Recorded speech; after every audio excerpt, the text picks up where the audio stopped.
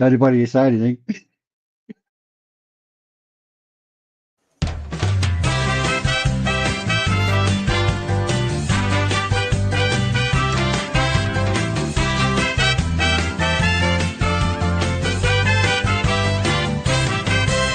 He drink a lot, he mac. He say tomorrow night that he coming back. He come my bar, he sexy man. Has anybody seen the little drunk farang? He pack one, his mouth so sweet. I think he go to Walking Street. He spend big money but he won't get far. He buying lady drinks in a go-go bar. Say he love me and he say he care, but he got girlfriends everywhere. He break my heart and he make me cry. Why I fall in love with a butterfly? He drink a lot, he mac. He say tomorrow night that he coming back. He come my bar, he sexy man. Has anybody seen the little drunk farang? He know my name, he not forget. He say he take me to Phuket. You are my T-Rex, that's what he say. But he go for soapy massage every day. He get tuk-tuk, he get in Mao. He dancing on the pole in Soy Bacau. He say he buy friends drink as well, but he cheap Charlie, he not ring the bell. He drink a lot, he mac. He say tomorrow night that he coming back. He come my bar, he sexy man. Has anybody seen the little drunk farang? He buy me drink, I like red wine. He say he pay for my bar fine. He drink a lot of ice cold Chang, and now he run away with my mama sang. I look for him, look every day. I heard he drinking in LK. In Pattaya, well, he's superstar. He drink with all the ladies in Jibby's bar. He drink a lot, he mac. He say tomorrow night that he coming back. He come my bar, he sexy man. Has anybody seen the little drunk farang? He lied to me, he vanished quick. I need money cause my grandma's sick. He not like girl and he like a toy. I heard that he living now with Lady Boy. Me not mind and me not care. He only 2 week millionaire. If you're in Pattaya and you are the man, then you are a little drunk farang. He drink a lot, he mac. He say tomorrow night that he coming back. He come my bar, he's sexy man. Has anybody seen the little drunk farang?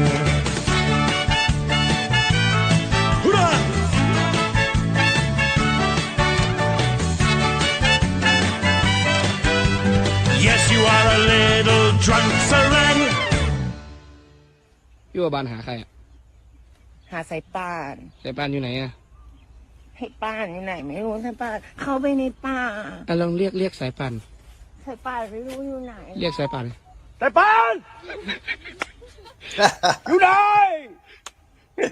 สายป่านอยู่ไหนไม่รู้กลัวสายป่านหลงป่าสายป่านอยู่ไหนไม่รู้ สายปานไปทำอะไรนะไปฉี่เปล่า ไม่รู้สายป่านจะหลงป่า สายปาน กังวลใจกลัวสายป่านหลงป่า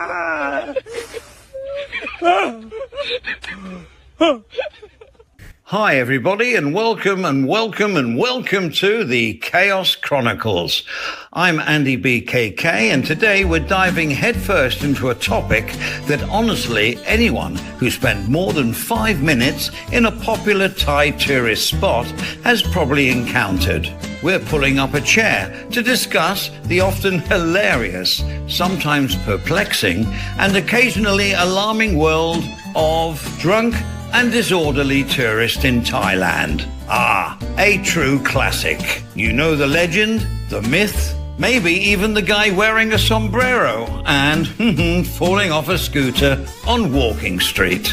Now look, before anyone gets offended, I'm not here to preach. We've all been on holiday, had a bit too much fun, but there's a particular flavour of letting loose that just seems to amplify when people hit these shores. I think it's a combination of factors. You've got the incredible feeling of freedom you get here, the relatively low cost of drinks.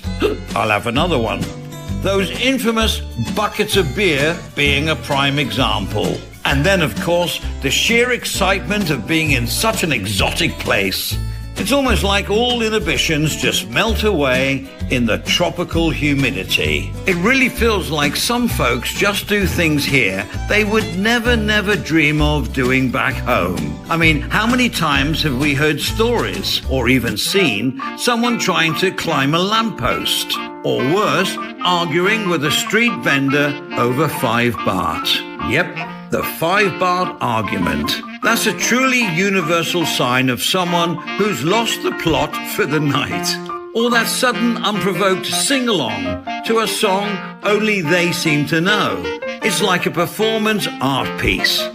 But for an audience that mostly are just trying to eat their pad thai in peace, it can be a little bit of a menace or even alarming. This is what we're talking about today. Hope you enjoy.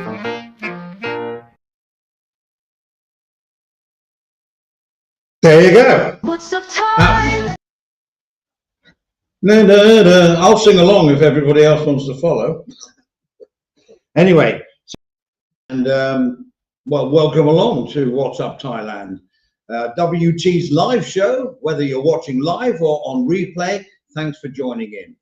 I think you all now know what the show's all about, and let's get right into it. Join the chat or panel if you've got something to say. As usual, the guys are here. A man that has more headphones, microphones and guitars from Lazada, Stephen Clark, and of course, the Mayor of Nakhon Nowhere, also President of the Dog Kennels Association Northeast Thailand branch, Steve Perrin, and of course, our super guest who's always here, Mr. Johnny Siam. So there we go. I forgot the end bit, I'm sorry, guys. G'day, Steve, Mr. Perrin, Johnny, Andy, how's it going? I really enjoyed that start. G'day, everybody. I'm just typing in the chat. That's all. For the first time, Stephen, I watched your video on my big screen TV. Well, not big screen, but it looks brilliant, mate. It's much better on a TV, on a, I don't know what, 38, 40-inch TV than it is on my little laptop. Looks super. Really good. I'll have a discussion with you later, Steve, about what you were telling me before. I didn't quite get the 10 megabytes. I'll talk to you later about that. I'll give you a call. That'd be great if we can put bigger files on there. Anyway, we'll talk about it later. No office talk. So, who wrote that song? Who wrote that song? Because it's very accurate. It's very accurate. It's very funny. My friend up in Shanghai, Andy, he plays that song on stage. That's where I got it from. I wonder who wrote that song, because there must have been someone that lives here that knows. Hang on, I'll have a look for you. What was it? Lloyd something? Lloyd, okay, hang on. Oh, yeah, well done. Lloyd Webber?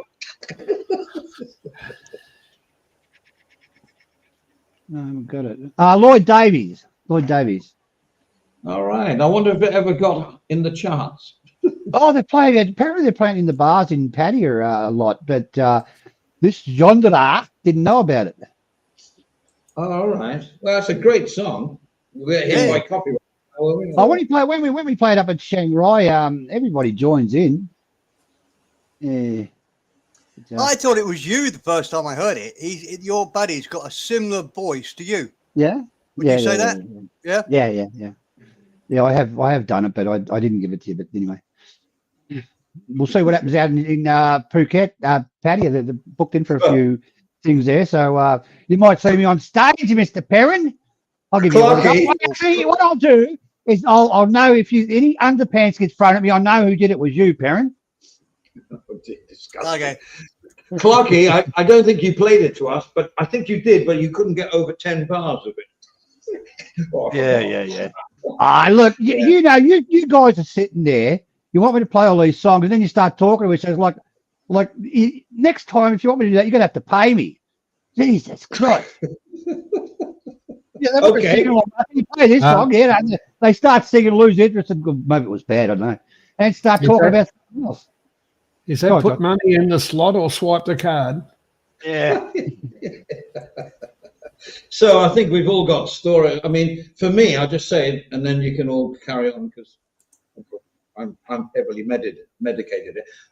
I think people drink and they go different ways when they drink, right? And I've been with Perrin, Johnny, Clarky, Trevor, TT, Sat doesn't drink, and all these people, and they drink and it's fine. It's great. They just get funny and happy, and then they go, oh, time to go, and that's it. And then there's the drunk that gets sad and starts crying, and then there's the one that starts missing home, and then there's the one that's lively and can't stop walking around, but they're lovely. And then you get the ones that get angry. But I'm sure they get angry in their own bars where they are from. I'm sure it's not Thailand that's making them angry. I think the cheap booze, as we said earlier. But what I'm saying is I think it's in them. It's not, like Spain is notorious for fights. Benidorm and all those places, Torremolinos and Prague, where people drink cheap. If they're aggressive, they're going to fight. And they'll fight anywhere. They don't care where they are. That's one thing in life I've never handled, Andy. When you have a few drinks, you get one aggressive cunt. I mean, I just don't fucking talk to them. I can't handle aggressive people when they're drunk. I'm the complete opposite. Well, we've all seen each other when we're drunk. My ex-wife said about me, you're a pussy when you're drunk. You're a fucking nasty cunt when you're sober. Oh, possibly.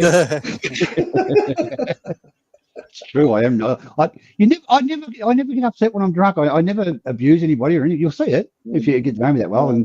But I'm a nasty bastard when I'm sober.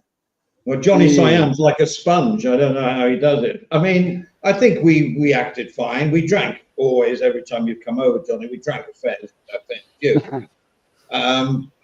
But we never get angry with each other or want to go out down the road with Soy and fight or shout at each other. We're just more easygoing, even if anything. So why do people fight? Is that their DNA? Or I don't know. Well, like my parent, we go out around, beer bars and have but you'll come across some and you just stop at the door because you just say to yourself, hang on, there's a whole heap of fucking idiots here. And, that a lot of people aren't good with when they're drunk. All their problems seem to, creep up, and they've got the shits on with the world, and they want somebody to take it out on. Yeah, a lot of it, Johnny, is a lot of them. If you sit down with a heap of people, and one guy will be jealous of you, so he gets aggressive towards you. That's mainly the cause. It's usually caused through jealousy is why people get angry and shit like that. Or a woman, or fucking politics, or fucking religion, or a woman. Yeah. I mean, it's not just phalangs, tourists, whatever you want to call them. It's Thais. I mean, they are even worse. I mean, you see the fights with phalangs in Pattaya. It's all bravado, and there's a few punches, and then everyone piles in and separates them. But in Thai pubs, especially in the suburbs, I mean, I know lots of instances where there's a pub near us, well, not near me, but it's in our area, where a Thai got fed up with another Thai, went to his car, brought back, shot him between the eyes, killed him dead. Yeah. It doesn't go to that extreme. So, and Thais can get also very, what's the word, aggressive when they drink. So it's just a phalang gets all the headlines in all these, phalang newspapers and stuff.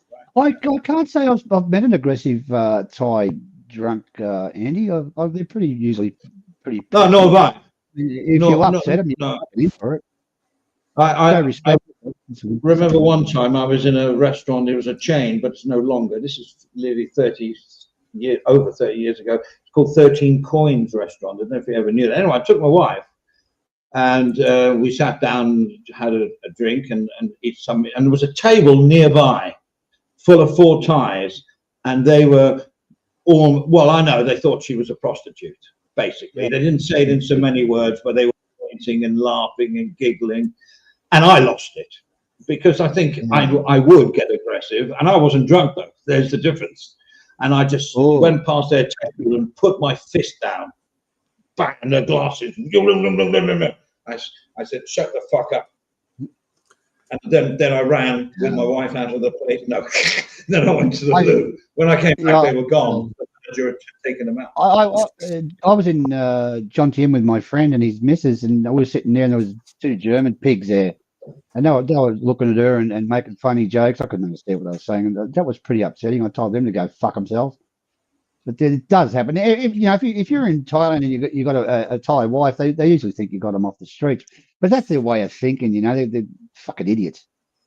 Well, what do you think, Steve, about like these people that cause these fights? And we've all seen them in Soy 6, and they really get bad press and they get bloody headlines for doing it.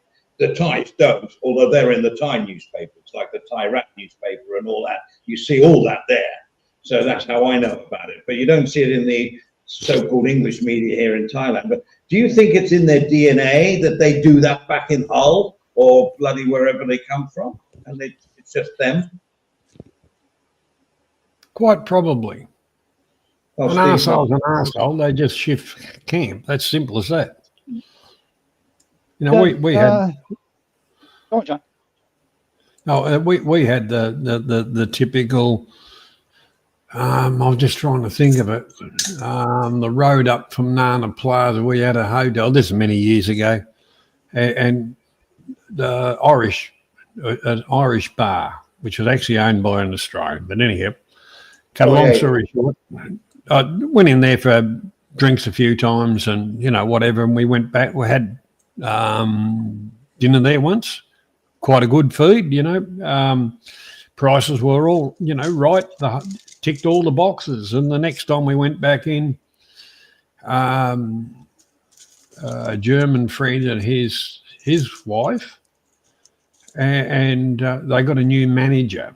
Well, he was one of these blokes that he was walking around spruiking and carrying on. He reckoned he was, really, really great. And he was treating our wives like they were hookers, basically. And I kind of got sick of it. And I said to him, "Excuse me, can I have a word to you?" And we just walked out onto the street. And that's when we had a little bit of a talk. And then I just walked back in, and for the rest of the night, I ordered drinks, but they didn't seem to get put on me bill. And I actually knew the owner, and I gave him a phone call. Well, he wasn't there the next day, that bloke. He was an arsehole, and he was Thai. Yeah. So Another incident I had, Johnny, was I was up in Chiang Rai, and I was at the bar I go to there, and sitting down. This guy walked in. He was fucking 7 foot, John. Seriously, and he sits down next to me, and the two, that's bigger. I'm only 6'10" or something, but the 2 girls were sitting at the end of the table, right? They're sitting there talking away, and he grabs his missus's chair and pulls it over towards him and goes, "Oh, you come here all the time, do you?" Like she's a prostitute. Well, I fucking let him have it. Fucking idiot. Called him a fucking idiot. He was actually in that movie with Clint Eastwood. It was one of the extras who got shot in the bar. I can't remember his name, but fucking geez, he was a fucking piece of shit. And the bar owner's a good friend of mine. He fucking got stuck into him too. Don't treat women like that, But he grabbed the whole fucking chair and pulled it over towards him, Yeah, I'd rather just walk away, I'm not a chicken or a coward. It's just not worth it. It's different when your missus is involved, Danny. You just lose all thing. You don't give a fuck how big they are or whatever. Well, no, and that's what happened in that restaurant. But for me, putting down my fist, it shocked them because I was just walking past them and I just slammed my fist down and looked them all in the eye. And I said, "Fuck off." And as I say, as I came back, I asked Palmer, I said, "What happened?" He said, "The manager came to them and said, 'Get out.'" So they've been observing it as well, you see. So I don't know. People misinterpret. That's one of the things. That's one of the things we got to put up with when we date Thai women in Thailand, and then you when you go down the patio. I mean, Jesus Christ. Everybody looks at you, looks at her up and down, and when you finish with her, I'll have her type of thing, Yeah. Can I put an angle into it or a point of view? Yeah. I asked you a question actually, Perrin. You didn't answer. I heard that. I heard him ask you a question, Steve. Come on, hurry up. Right. I think this subject came to our minds, our joint minds, because we all agreed it's a good subject, because we see more and more news stories on all the channels we watch about drunken phalangs doing horrible things in Pattaya or Thailand. I don't know whether it's actually, my question to myself is it really getting worse, or is it just the fact that now everybody has a bloody mobile video? They use their phones to video everything, so we see the horrendous things happening. Is it any worse in Thailand than it is anywhere else in the world? Yeah, I tend to think it is, because I'm getting old, and I think the world is just deteriorating, and it gets worse every day. But is it really? I think I'm just an old man thinking life used to be much better when I was a kid. We had much more respect. We probably didn't. Probably just as bad. The older generation always look at the new generation and think, yeah, you're all idiots. We weren't quite as big an idiots as you. And I think the big problem they have these days with everything is that everybody sees what happens. Everybody, if somebody gets beaten up, you can guarantee you can watch that being beaten up on YouTube. Yeah. Whereas when we were younger, you didn't see that. Just got the beaten up. I think it's social media. I don't think life gets really much worse.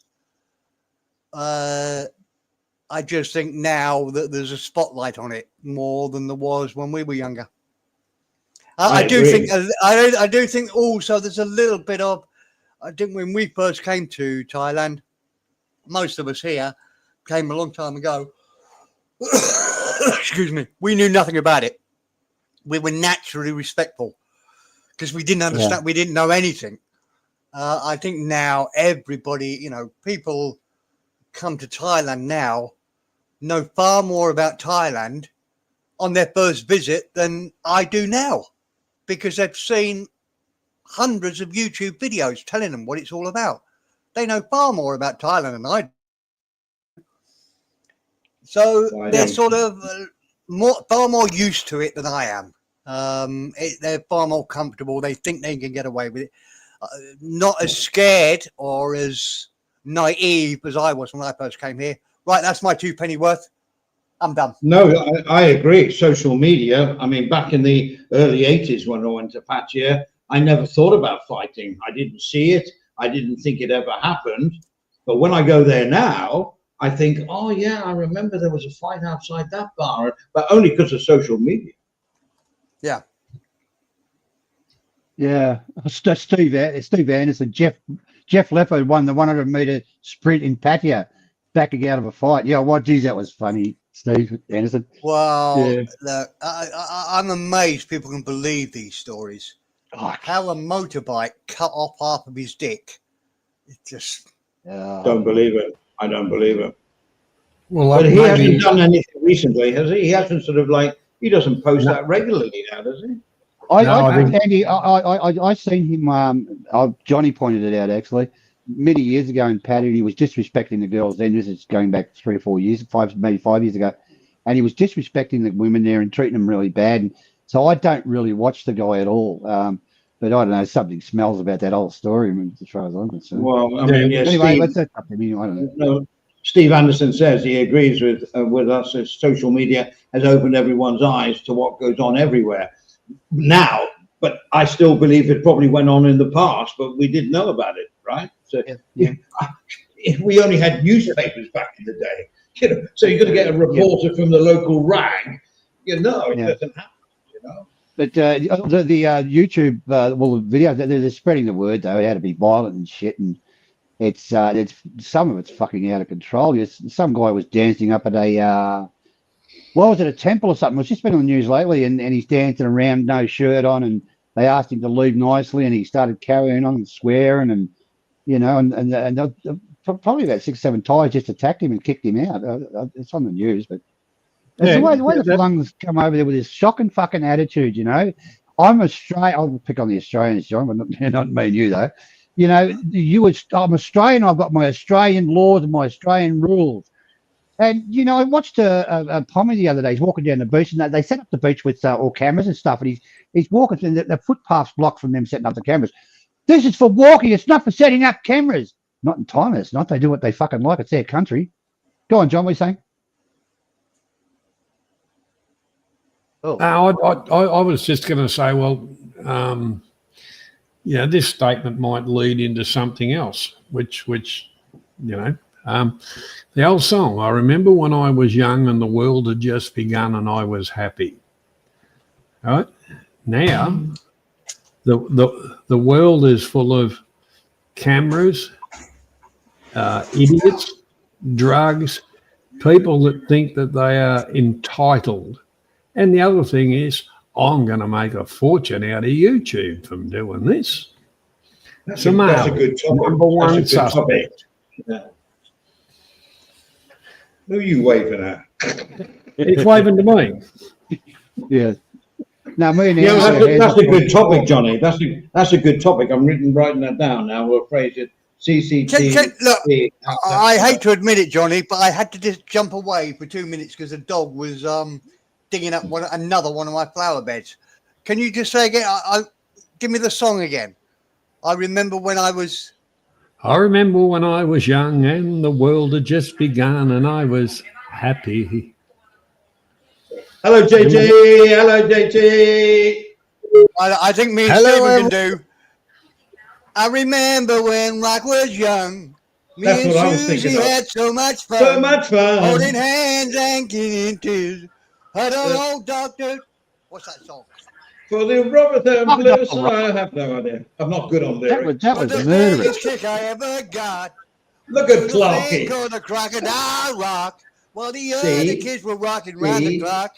We were rocking and bopping to the crocodile rock. I know how to Try rocking. That's it. I'm done. Well, man. That was an Elton John song, Steve. Yeah. Yeah. But I know the song you were talking about, Johnny. I know it. Well, it rings a bell. I can't quite put my finger on it. I'm not going to Google it because I can't be bothered. But those lyrics, I remember them. Do you know the song it came from? I remember when I was young by Chain, I think it wasn't it, John? I think it was. Johnny's Googling it. So I can see nobody liked my rendition of Elton John. Yeah, no, we loved it. I think you went right about Call of Duty there, Steve Perrin. I just worry about your voice. The little drunk flung here, JG. I'm going to put your head on that movie. Yeah, I am actually getting a little bit drunk. Yeah. Oh, and what's different? Have you increased the alcohol content of your can of beer, or are we still on 3.5? 2.5. Still on 3.5. 3.5. How much? 3. On 3.5. Yeah, but I've been on it since 4 hours ago, so. G'day, Luce. How you doing, mate? Oh, hello, Luke. Is it a day? Is it a day off for you, Jay? Is it a day off for you? Sorry? Is it a day off for you? Yeah, I have the weekend off. Oh. So what do you think? When you get drunk, oh, here we go. Now, Jay, let's not turn this into an argument here with what I'm about to say, but we were talking about people that drink, and some get sad, some cry, some laugh. I'm the sort of laughing and happy. I'm the man of the party. I'm cool, talking to everybody, not insulting, but talking to everybody. Then I feel sleepy and I want to go home. Have you, when you're in Thailand and you drink, what are you like after you've had a few? I would say I'm very sociable. I want to talk with everyone and just have a good time. Okay.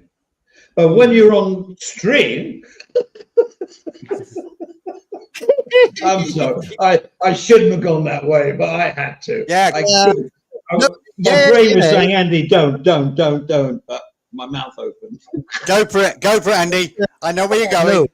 Rip that shit out of him. Ask the question. Well, I asked it. When you're on stream, yeah. Go Go on. for it. When I'm But on stream, as long as people don't start bitching about me, I won't bitch about anything. But if people start bitching about me, then you know I lose it. Yeah. Okay. But as And that's long as cool. everyone, as long as everyone behaves, I'm totally fine talking with everyone and having fun with everyone. So what you're saying, you're on a panel. If anybody disagrees with you, go off your fucking face. That's You not what I nasty little man. see, Clarky. That's not what I said. Oh, here You is should stick to making porno movies.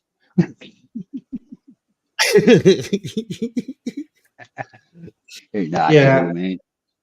No, but I mean, when I've had too much to drink and I'm on stream, if I'm sort of, if I'm like a Gupta on the stream, I'll say, right, that's it. Let's close the stream. I think Man About Oz said I did that, but I don't actually do it. I just get tired, and I go, oh, that's, I need my bed or something like that. Because I think drinking on stream helps people. It helps them to be sociable. It helps them to not have so many inhibitions, but it can also go a little bit too far. I mean, actually, we're straying from the topic, but I think we all like a few beers with our mates. As Perrin has said, the virtual bar. You walk into a bar with your mates and you have a few beers. The conversation gets a bit loud. It doesn't get aggressive. It just goes, and then someone will say, I'm going home now. I go, okay, mate, you got a taxi? And we'll see them out, put them in. I've been put into a cab many a time. Yeah, M&M bar, patio. Andy, that's the difference between being on a stream and real life. Yeah. A stream isn't real life. So you say a shitload more than you would do in real life. You exaggerate and I get it. I mean, in real life, I'm nothing like I am on a stream. Yeah, so it's almost like when you're on stream, when you shut up, okay, stop it. Stop putting fire onto the fucking fire. No, it's like when you're on stream, you're almost performing, right? I mean, that's my background anyway, so that's why I treat this a little bit like different from when you meet me socially. I think I'm different. I don't know. Everybody on this panel have met me socially. I don't know. I think I'm more or less the same, but a couple of beers loosens me up a little bit and helps me to enjoy it. Otherwise, this conversation's boring. I'm going. Bye. Yeah, but it's the same for me. A couple of beers and I can enjoy a whole fucking evening on YouTube sitting arguing with people. I would never do it sober. Come on. No. Hey, we're not stoking the fire here. We agree. I just want to.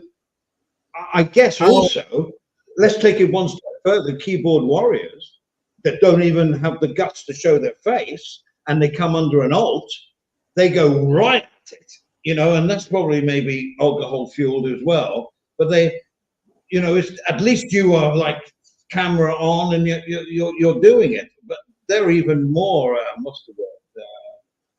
what's the word? Yeah,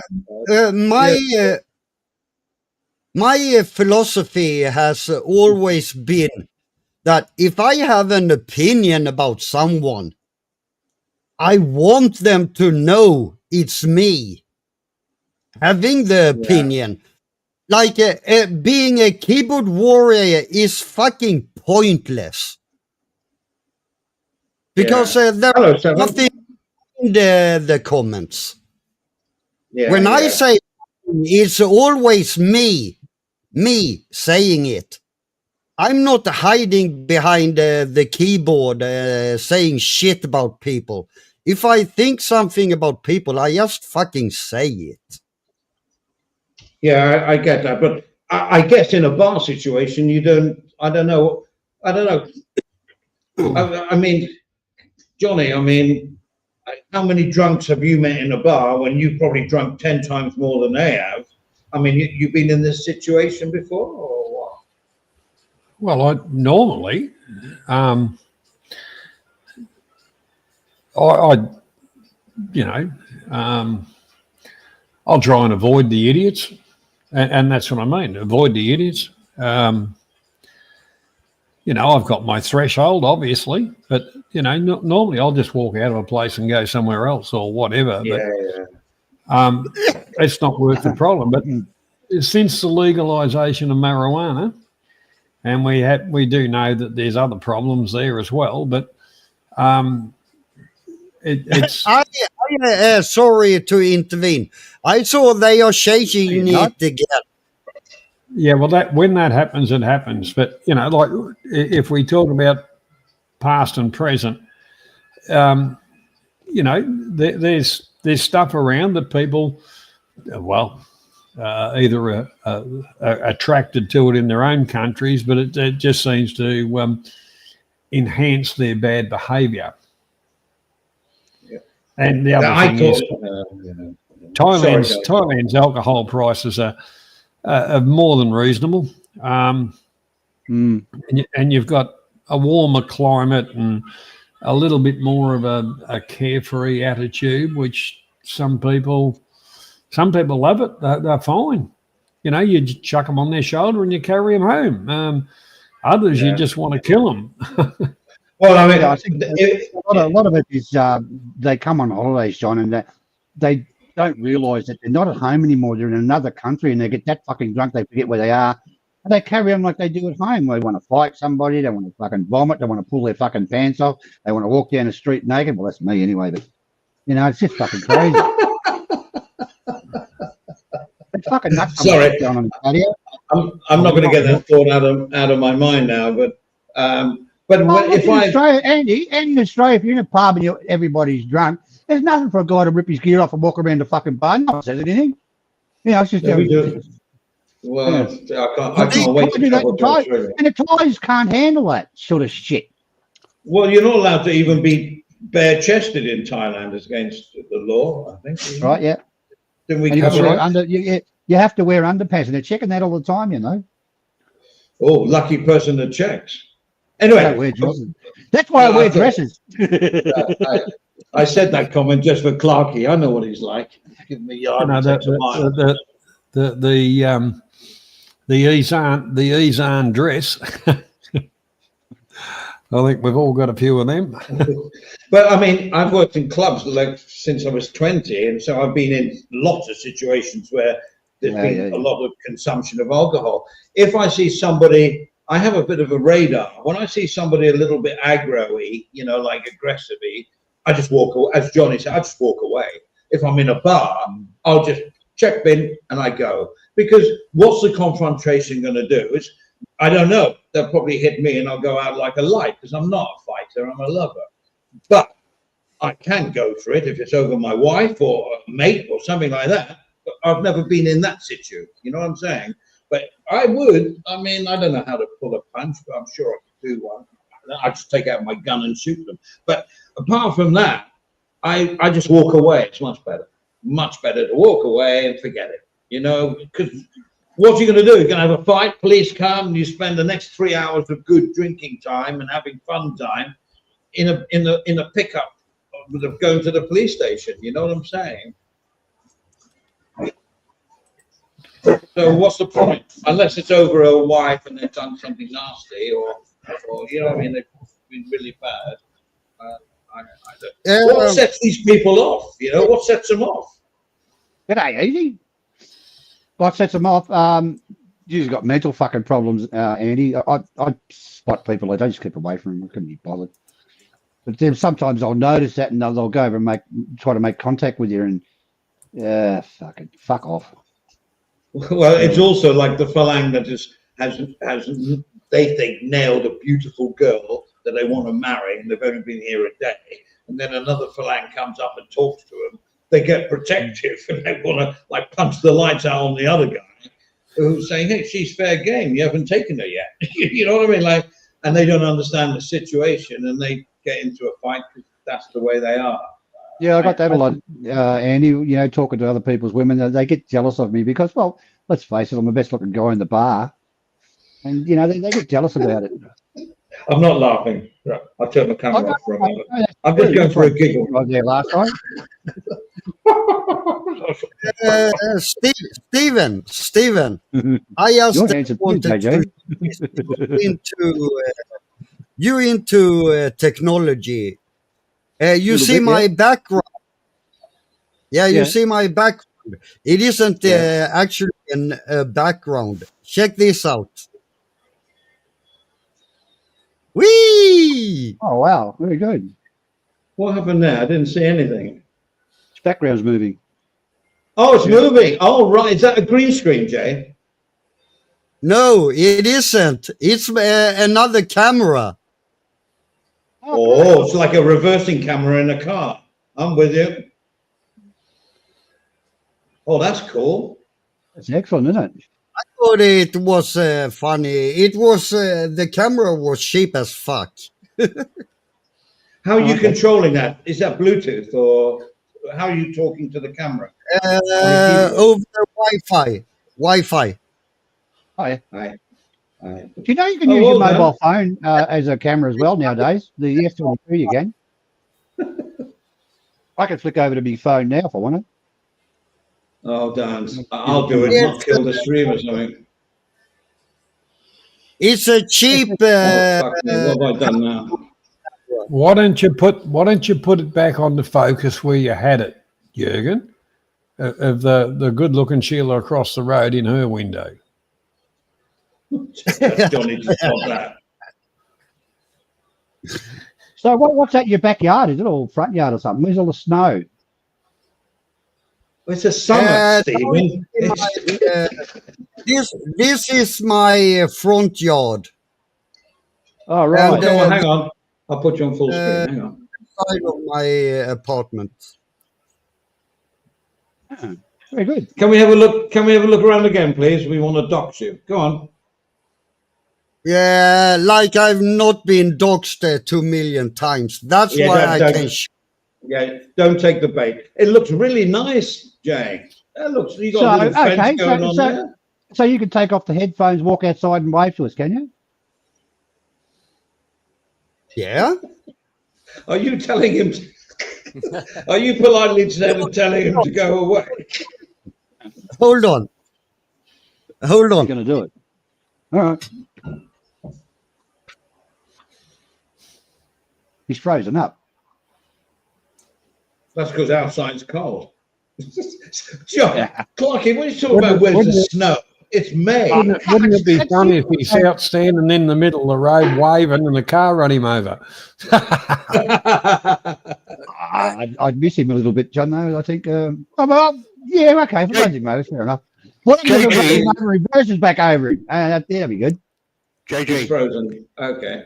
JG, but when you're unfrozen, can you give us a shot of your hot tub, your jacuzzi? There he is. We know it. We know it's in the garden. We want to see your jacuzzi. And he's standing behind himself. There he is. Yeah. I think he switched off the other camera and it freezes. He should have just walked off and left. It would have been all right. Oh, well, there's a car coming. Go back out and stand on the road so we can get a better shot. Yeah. Show him your cock. That's very good, isn't it? Yeah, not bad. Technology's coming right along nowadays, I think. Want to take my Okay. screen, Andy? Yeah, hang on. I just had to let the dog out, and I just did my back in again. Okay. Who let the dog out? Who let the dogs out? Ooh, Okay. Very good. Well impressed Very there, good. Jay. Very Well good. impressed. Okay. Yeah. Can we get back to topic? Do you think people from England are more drunks when they're here on holiday than Australians or Koreans, Chinese, Middle Eastern? Do you think there is a race of people? Now, let's not get racist here, please. But is there sort of, is it more English, or is it, because all the ones I see are English? Well, that's you should see that. Okay, you go first, Johnny. Well, I was just saying, it's funny you should see that, Andy, because they're the worst travellers and have been for 20 bloody years. Well, the only ones that travelled well was all the ones that committed murder, and we send them over to you. Right, and we actually, you know, that's the typical response from an Englishman. But the whole part about it is, you blokes got left behind. This is the lucky country. But anyhow, the whole part about it. Look, Australians, John, the whole thing is, how would you feel if you're in Australia and everybody with any brains went to New Zealand? You'd be jealous too, and saying that all that sort of stuff Andy just said as well. You know, don't understand that. Has anybody with any brains has moved over to Australia from New Zealand? So that's a stupid. I couldn't think of a country. Hey guys, you know I was joking, right? I just like I know. Conversation going. Oh, well, we know that, but you know, please accept the fact that for the last 20 years, the British have won the shit old travellers for the planet. But if Australia is so good, why are you two wanting to come and live in Thailand? Well, we're going there for the sex. No, you're not. You can't even spell it. I'm actually going across because our government's fucked. They're a pack of parasites. I'm sick of all the mollycoddling and bullshit in this country, and I don't have to put up with it. I can move to a different country. Yeah, because you can. Yes, and that is the exact statement. Because I can. Yeah, and I have. Hello, Mr. Easy Company. Back to where you want to live, really. Go on, JJ. Yeah, about the English people when they drink. Yeah, well done. Back to don't drink as much, but I think it's in the English genetics that they have to be assholes when they drink. Yeah. Because most are. They are total assholes. Royal Britannia. Now listen, I moved out of England and there's no way, I don't even want to go back to England for a 2-week holiday. That's a bit harsh. I didn't say all. You said most. Yeah, not all. Realistically, in my travels, and especially the last travel, the majority of fellow travellers that I met were English, and they were bloody top people. But they were all over 50. Yeah. I mean, would you say there's less phalanx causing trouble up country than in like Pattaya, basically? Oh, definitely. Bangkok, it doesn't happen. The thing is, Pattaya is a little bit of the Wild West, and it runs itself. But Bangkok is a lot more.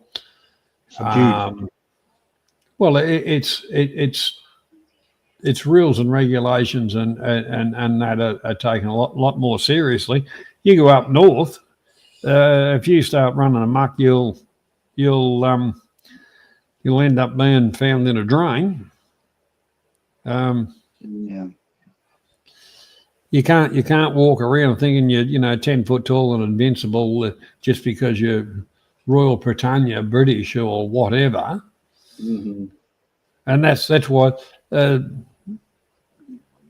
that's and the one thing that really shits me is the ones that think that they're God's gift to everything when they're 3 parts drunk, and they're actually making an idiot of themselves. They're not ambassadors for the country that they come from. Or if they are, you'd say, well, we won't let any more of them in.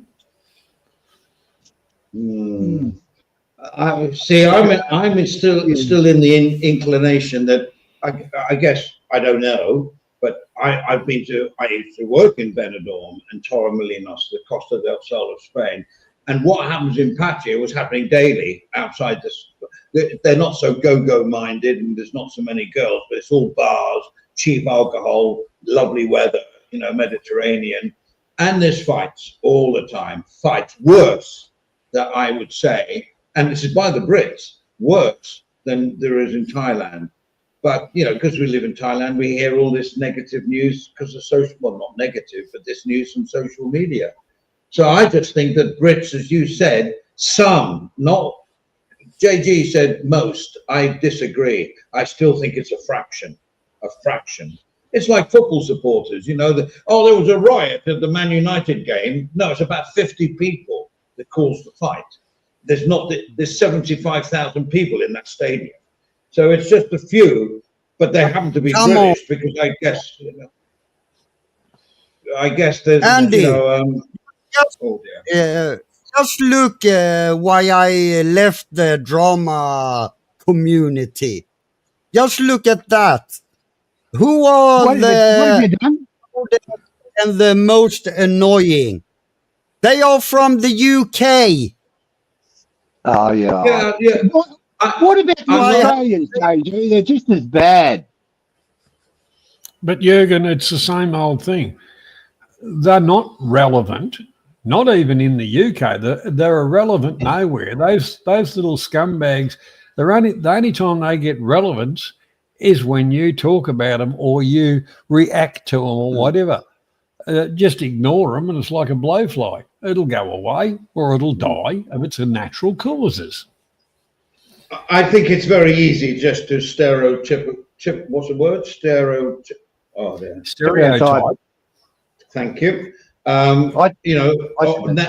Nationality. Right, top of the class, Mr. Clark. After 10 years, it's not stereotypical. Then You're only going by this community. You're only going by this community. Yeah.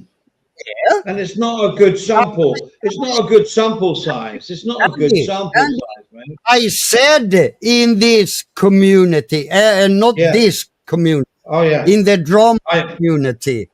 I did say that. If we go back through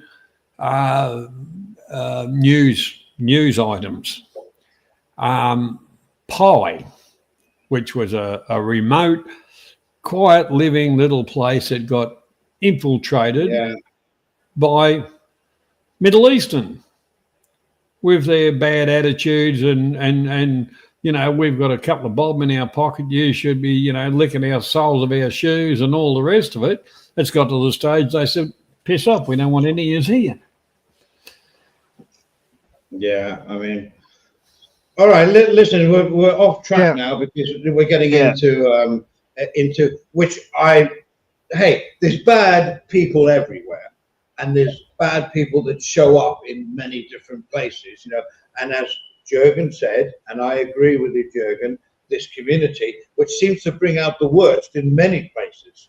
You know what I mean? We know Australians here that haven't exactly been covered in glory. It does seem that the English ones seem to have sort of a major intent on destroying things. I get it, but it's only like 5 or 6 people out of 54 million. So all I'm trying to say is that there's so many good people that I wish we could speak to on here if we could reach them, because they're just fun-loving people, got something interesting to say, they're really nice, but this seems to attract the worst in English people, mentioning no names. I mean, I had a clip about some channel that was like said that Man About Oz has died for the second time.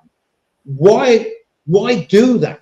I don't. I know I'm going against channel rules here, but what I'm trying to say is that somebody who's had a few drinks and can't control what they say, or their mind is addled, or I don't know who it was, by the way, but it was somebody, and at some channel, and I'm just saying, oh, again. If Spoon's listening, he probably can put us right. He'll say, of course it's not true. Why would you say something like that? Why? It shows you this community, some of it is just being tainted by negativity. Well, it's quite simple, Andy. It's quite simple.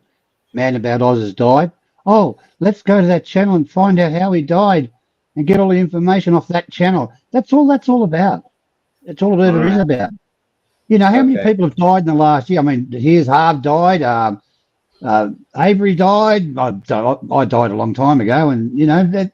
That's how they get the views, because they've got nothing to fucking offer anybody except for shit. That's the way it is. It's true. Well, it is. Okay. I think the topic is more or less died. I think we'll take a quick break, and we'll get back with some news, and we can chat about that if everybody's happy. Yeah, Slight intermission. Is that good? Sounds like a great plan, Andy. And don't forget there is at the shop where the toilets are, you can buy hamburgers and all of that kind of stuff. And we'll be back with you very shortly. Good. Take a pee, refill, slap the wife, and we'll be back. I should have had one of the photos of the toilet, the 5-bite toilet in Thailand. Yeah. You should have turned up your volume, Steve. You sounded like you're talking through a pipe. I'm here now. Oh, that's louder. That's great. Okay, we'll take a short break, Jay, if you didn't mention. Time to go to the fridge. Yeah, go for a pee, have a cigarette, slap the wife, kick the dog, and we'll be back.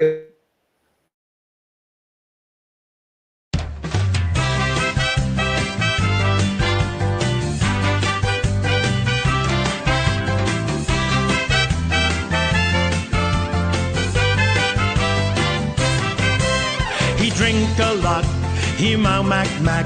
He say tomorrow night that he coming back.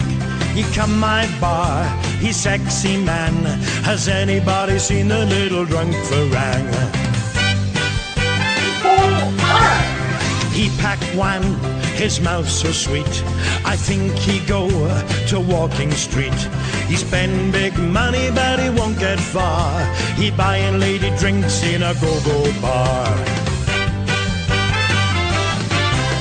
He say he love me and he say he care, but he got girlfriends everywhere.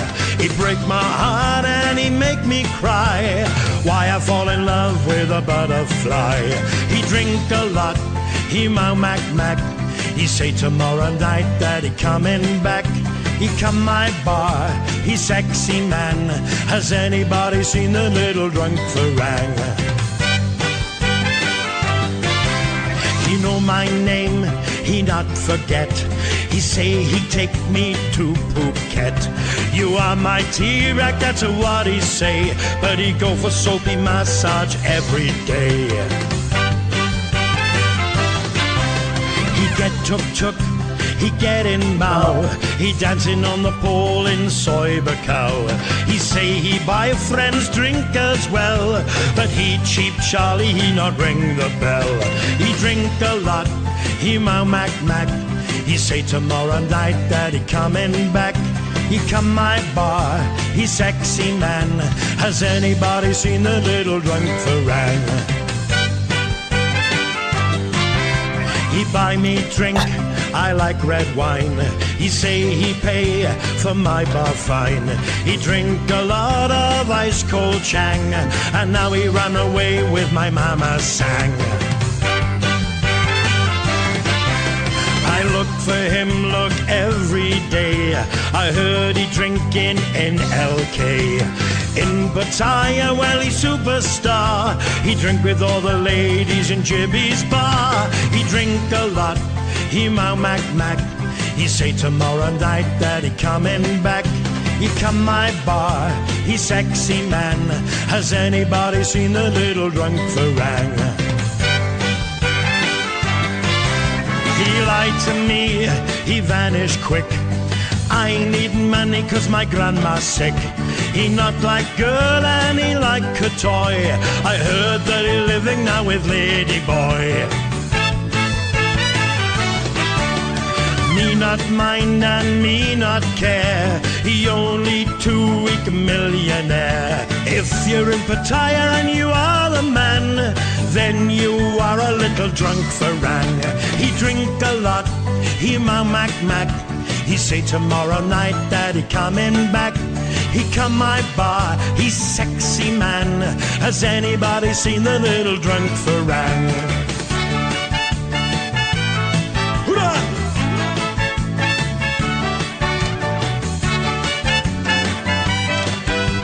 Yes, you are a little drunk Farang.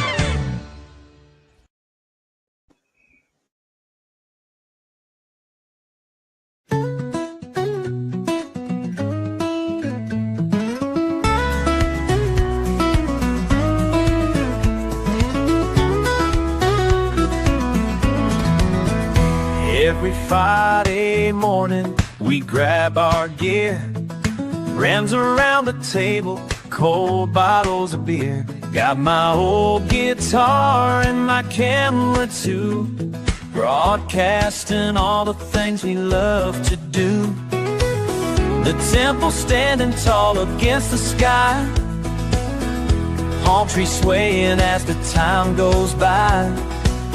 We're just some friends who found our way, sharing what we see here day by day. What's up, Thailand? Yo, what's up? What's up, Thailand? We're living it up. Street food calling from the corner stand, white sand beaches stretching across this land. Buddha's smile brings peace into our souls, while tuk-tuk sip past as the evening rolls. We found our purpose in this special place, sharing laughs and smiles face to face. The world's watching through our eyes as we paint pictures of the southern sky. What's up, Thailand? What's up, Thailand? We're living it up. From Chiang markets, Phuket shores, ancient wisdom behind temple doors. As I sizzle morning to night, the old beer keeping our spirits bright. Broadcast love across the miles, sharing these moments, these time smiles. Just some friends, a cameras rolling, hearts and souls, and we know what's up, Thailand. All we can call what's up, Thailand. We're giving it all. What's up, Thailand? Stack on my side. What's up, Thailand? We're living it up. What's up, Thailand? What's up, Thailand? We're lit up inside the club.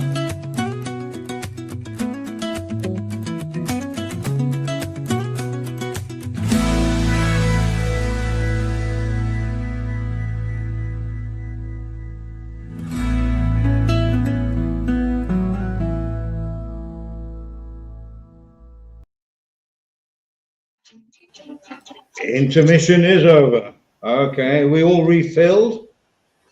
Well, I'm still waiting for the ice cream. Fucking ice cream. I'm surprised you still got internet. By the way, guys, the rain has been very heavy today. It started like teeming down. Is that a word? Teeming, really heavy. Thunder and lightning. Dogs jumped into my arms. Everything. Not the wife, unfortunately. And it just got flooded. The patio was flooded. Now it's stopped. But I think, Perrin, up there, did you get any in Nakhon? No, Nakhon, nowhere. No, we've had sort of a bit of a miserable day, like overcast. No, we've not had too much rain. We've had my internet has been down for 2 days, off and on. So that's been a bit of a struggle. I'm thinking of getting rid of it because I pay 150 baht a month for my just the normal stuff I use to travel around with, give me Google Maps and whatever. I had all my family connected to my shitty little thing because our main internet, I pay, same as you, Andy, I pay 800 baht a month for internet, Wi-Fi, unlimited sort of in the house. But quite honestly, I'm yabbling on, but quite honestly, I think I just get a couple of phones and do it. I don't like being because I don't know what you said. You use True, don't you? Is it True or AIS? True on the house stuff and AIS on the phone. Yeah. And you said you're really pleased with them. They give you great service. Well, True. If I rang up in the morning with bad service, they'll be in the afternoon at 2 o'clock. Normally, just bring a new router. They seem to do that every time. I go, okay, and they check on their laptop, and you're good to go. Yeah. Mine costs exactly the same, 799 baht a month. They are nowhere near as good. You have to phone Bangkok. We've got a little office here where we pay the bill, but no, you have to phone Bangkok to get them to come and do it. And, no. Hey, a note to admin. This chat coming up over Clark is just by this. What's that all about? Can you see it? I can't read it. It's too small. That's why I'd like it gone, to be honest. This chat coming up there, or is that just me? That's off the screen itself. Don't know. I don't dare press any buttons because I'll ruin everything. But it's cool if you could read it. But we also have the chat bar, so I don't see the point in that really. But there we go. All right then. So, anybody else want to talk about that subject? We have a few news stories. What? Which subject is that? Well, we have loads. We have, thanks to Mr. Clarkey, we have about 20 million news stories here. This is one that struck me because I think the future is the way to go. About casinos and gambling, right? Do you think it would be a good thing to make it official, where people can get, the government can get tax revenue and everything else, and instead of all this illegal gambling dens that are around? And it will attract tourists, right? Well, let's hear the news story.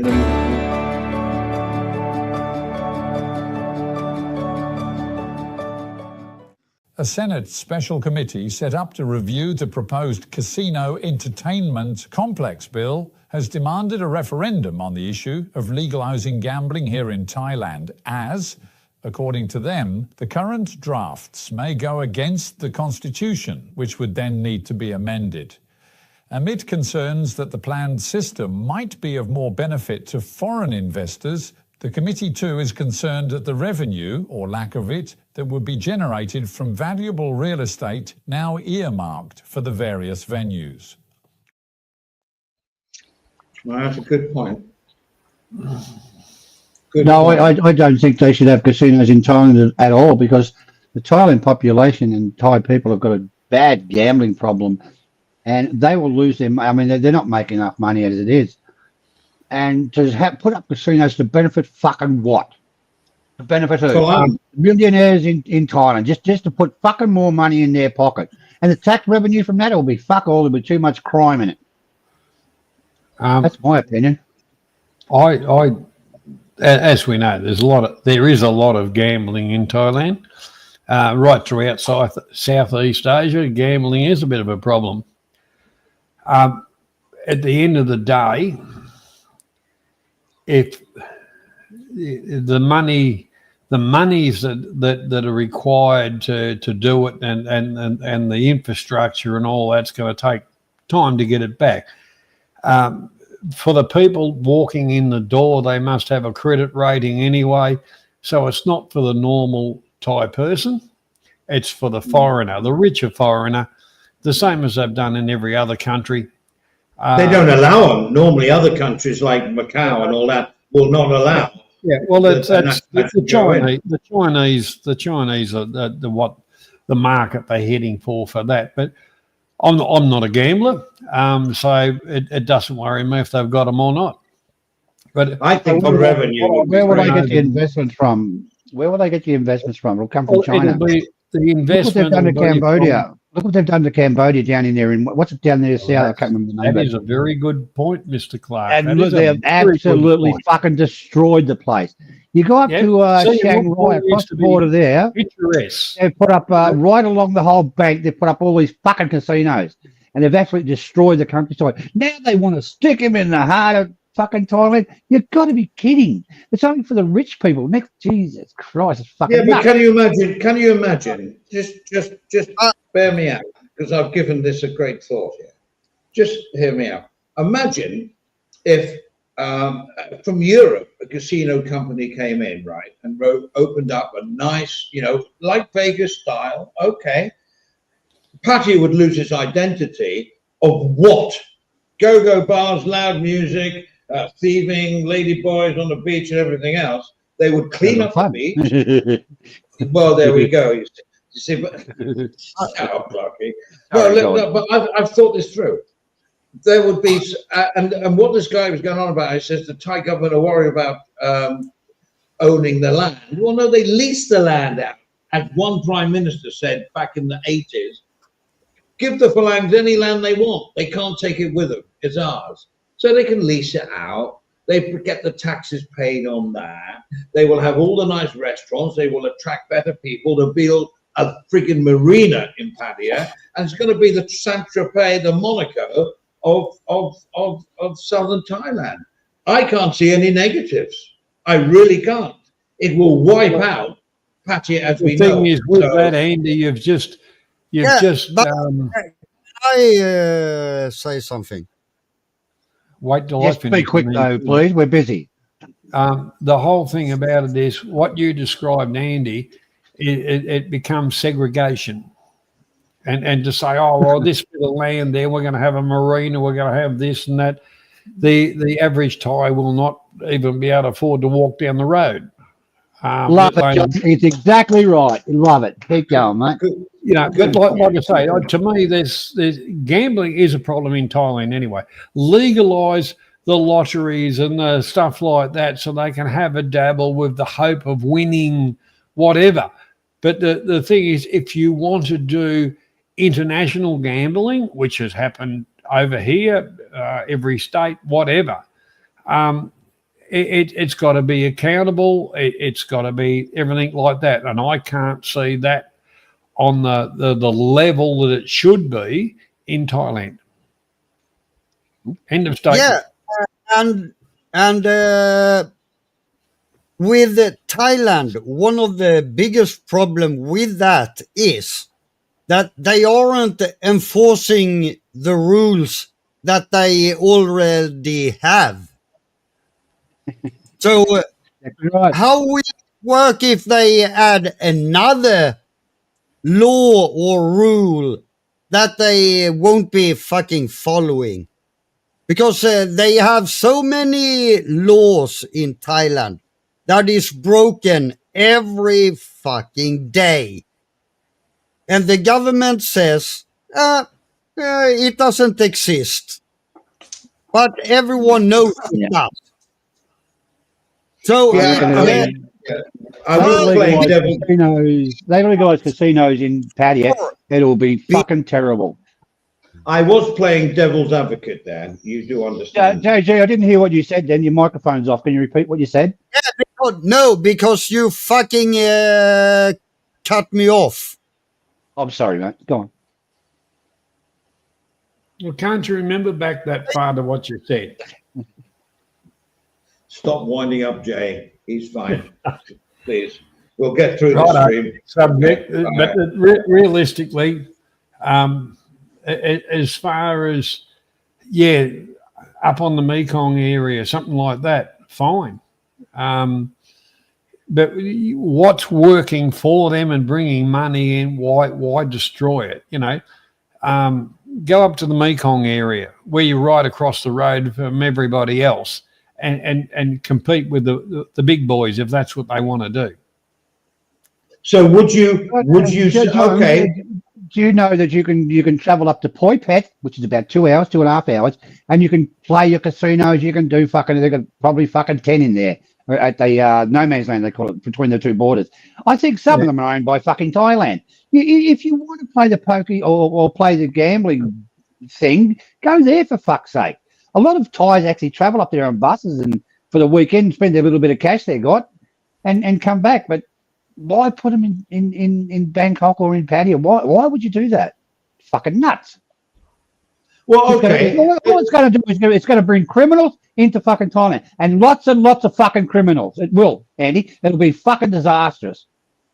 I was only playing devil's advocate, but actually at the back of my mind, I'm saying I would like to see Pattaya with a beautiful sea like the Mediterranean, where you can swim in, some lovely restaurants for all pockets, all wallets. The cheap, the middle, and the top.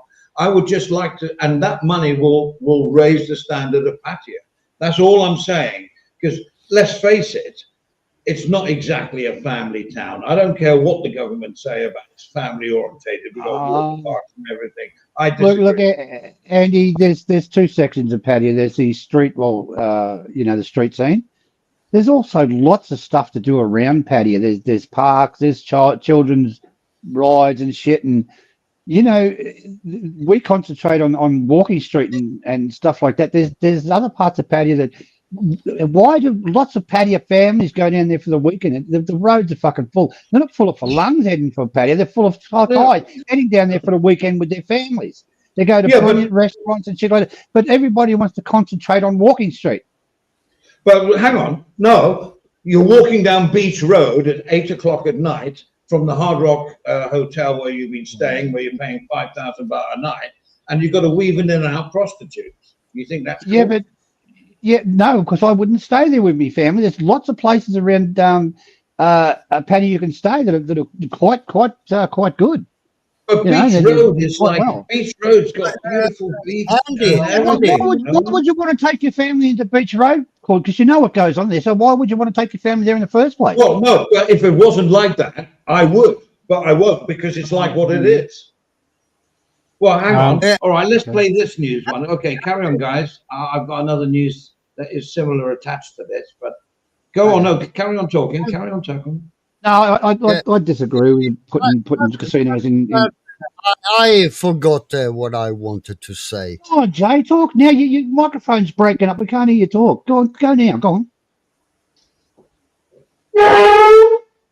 I forgot what I wanted to say. My point was Andy was talking about, and as I said before they start the fucking casinos and shit, clean up the shit they already have. How about that? Yeah. How would putting up a big ass casino in Pattaya make illegal gambling go away? Are you fucking delusional? They will keep as they did before. Do you know? Can I say something just quick? Pattaya is the biggest money. Illegal. Go down on the illegal things. Don't start the fucking new shit that can go even more illegal. So, Jay, you're promoting stop prostitution in Pattaya, are you? There's none. There's none. According, There's no, according I don't know what you're talking about, Andy. there are no. Okay, let's play this one and we'll see. Let's play this news item. Hang on a second, guys, and this will.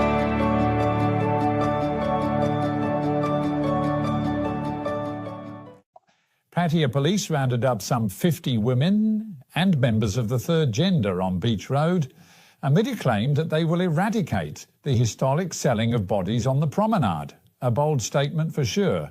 But as police from numerous areas and an officer from Jonbri province saw them take many into custody and in other cases monitor some and then nab them as they prospected for clients, the operation, we're told, will remain ongoing in the hope that they can at least remove the body sellers from the beach, which is now designated as a family and regular tourist resort.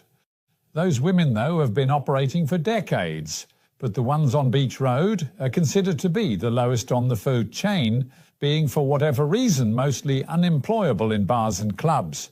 Many have records of illness, others of crimes and violence.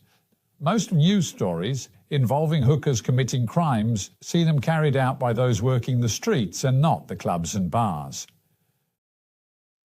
Casinos. Can I just say something? Can I just say something about that? That's called the Coconut Bar, okay? Now, all the girls there don't have to pay the mama son, okay? So they can work cheaper. They've got no one pushing them around. Yeah, it's a problem taking the girls from there because you can't go back to the bar and complain about it if they've knocked off your wallet thing. But that story, Andy, is fucking bullshit. He's done. I expect that guy, but he hasn't done his research. That's just bullshit. That they're having diseases and they can't work in the other bar. That's fucking bullshit. They go there because they don't have to pay the rates. They don't have to pay for pay the bar. They don't have to pay the bar. You don't have to buy them a drink. They just pure utter whatever they do there. I don't know what they do. Now Jurgen's got some experience with down along that area, so please fill us in, Jurgen. You mean freelancers? Yeah, freelancers. Yeah. It's called the Coconut Bar. I talked with her a lot, and yeah, they are not very interested in mama sounds and all that bullshit being tied down. They just want to do their thing, getting some fucking money, and they're trying to get a better life. That's right, Joe. That's exactly right. But that story is not quite true. You know, they come down. They can, if they don't do it full time, they can go down there for maybe one night, get themselves a couple of thousand, and go back home again. They can't with the bars. They have to sit there all day. They have to worry about buying drinks. They have to worry about that sort of shit. It's fucking bullshit. Come on, guys. We've all walked down Beach Road from about 6:30 when the sun goes down. For me, that's a perfect promenade. It's got a nice sea. I will tell you, Mr. Andy, I have never done that walk. Okay, but it should be. It's prime real estate. It is a nice walk. Is it real estate, Andy? If it's prime real estate, hang on, Andy. If it's prime real estate, what the fuck do you think will happen if they start putting hotels and shit there? It's going to raise the price of everything, and nobody's going to go there. Nobody will go there. Only the filthy rich. The ties will stop going there. Yeah, that's a good way to cripple fucking Pattaya is put casinos in there and beat all these exotic stuff along the beach. Leave Pattaya alone. It works. Sorry, Stephen. I believe the first proposal for the what they call Pattaya was down at Utopia, down near the Utopia. Was the first proposal of land for casinos and stuff like that. So you're not actually taken away from, the ones that want to go there to gamble and do their stuff. They're going to go to that area, which is halfway between Rayong and Pattaya, where it's an old airfield, which is they still bring planes in and stuff like that. But the whole thing about it, that area was the original earmarked area for the Pattaya casino area. Would have been better off, John. There. Well, the whole part about it that puts a bit of if it does that, it's not really going to affect patio to a realistically. John, you look at it this way. Go back a few years when we were doing the news. They wanted to pave the walking street. They wanted to pave it. They wanted to, all the shops to put up a standard of building. They wanted to put a rail link. What do you call them? Those up. What do you call them? BTS at top. So it goes down the centre of it. They wanted to do a lot of things. They would have killed patio, killed the. You go to patio. I don't go to Walker Street, but I've been in there.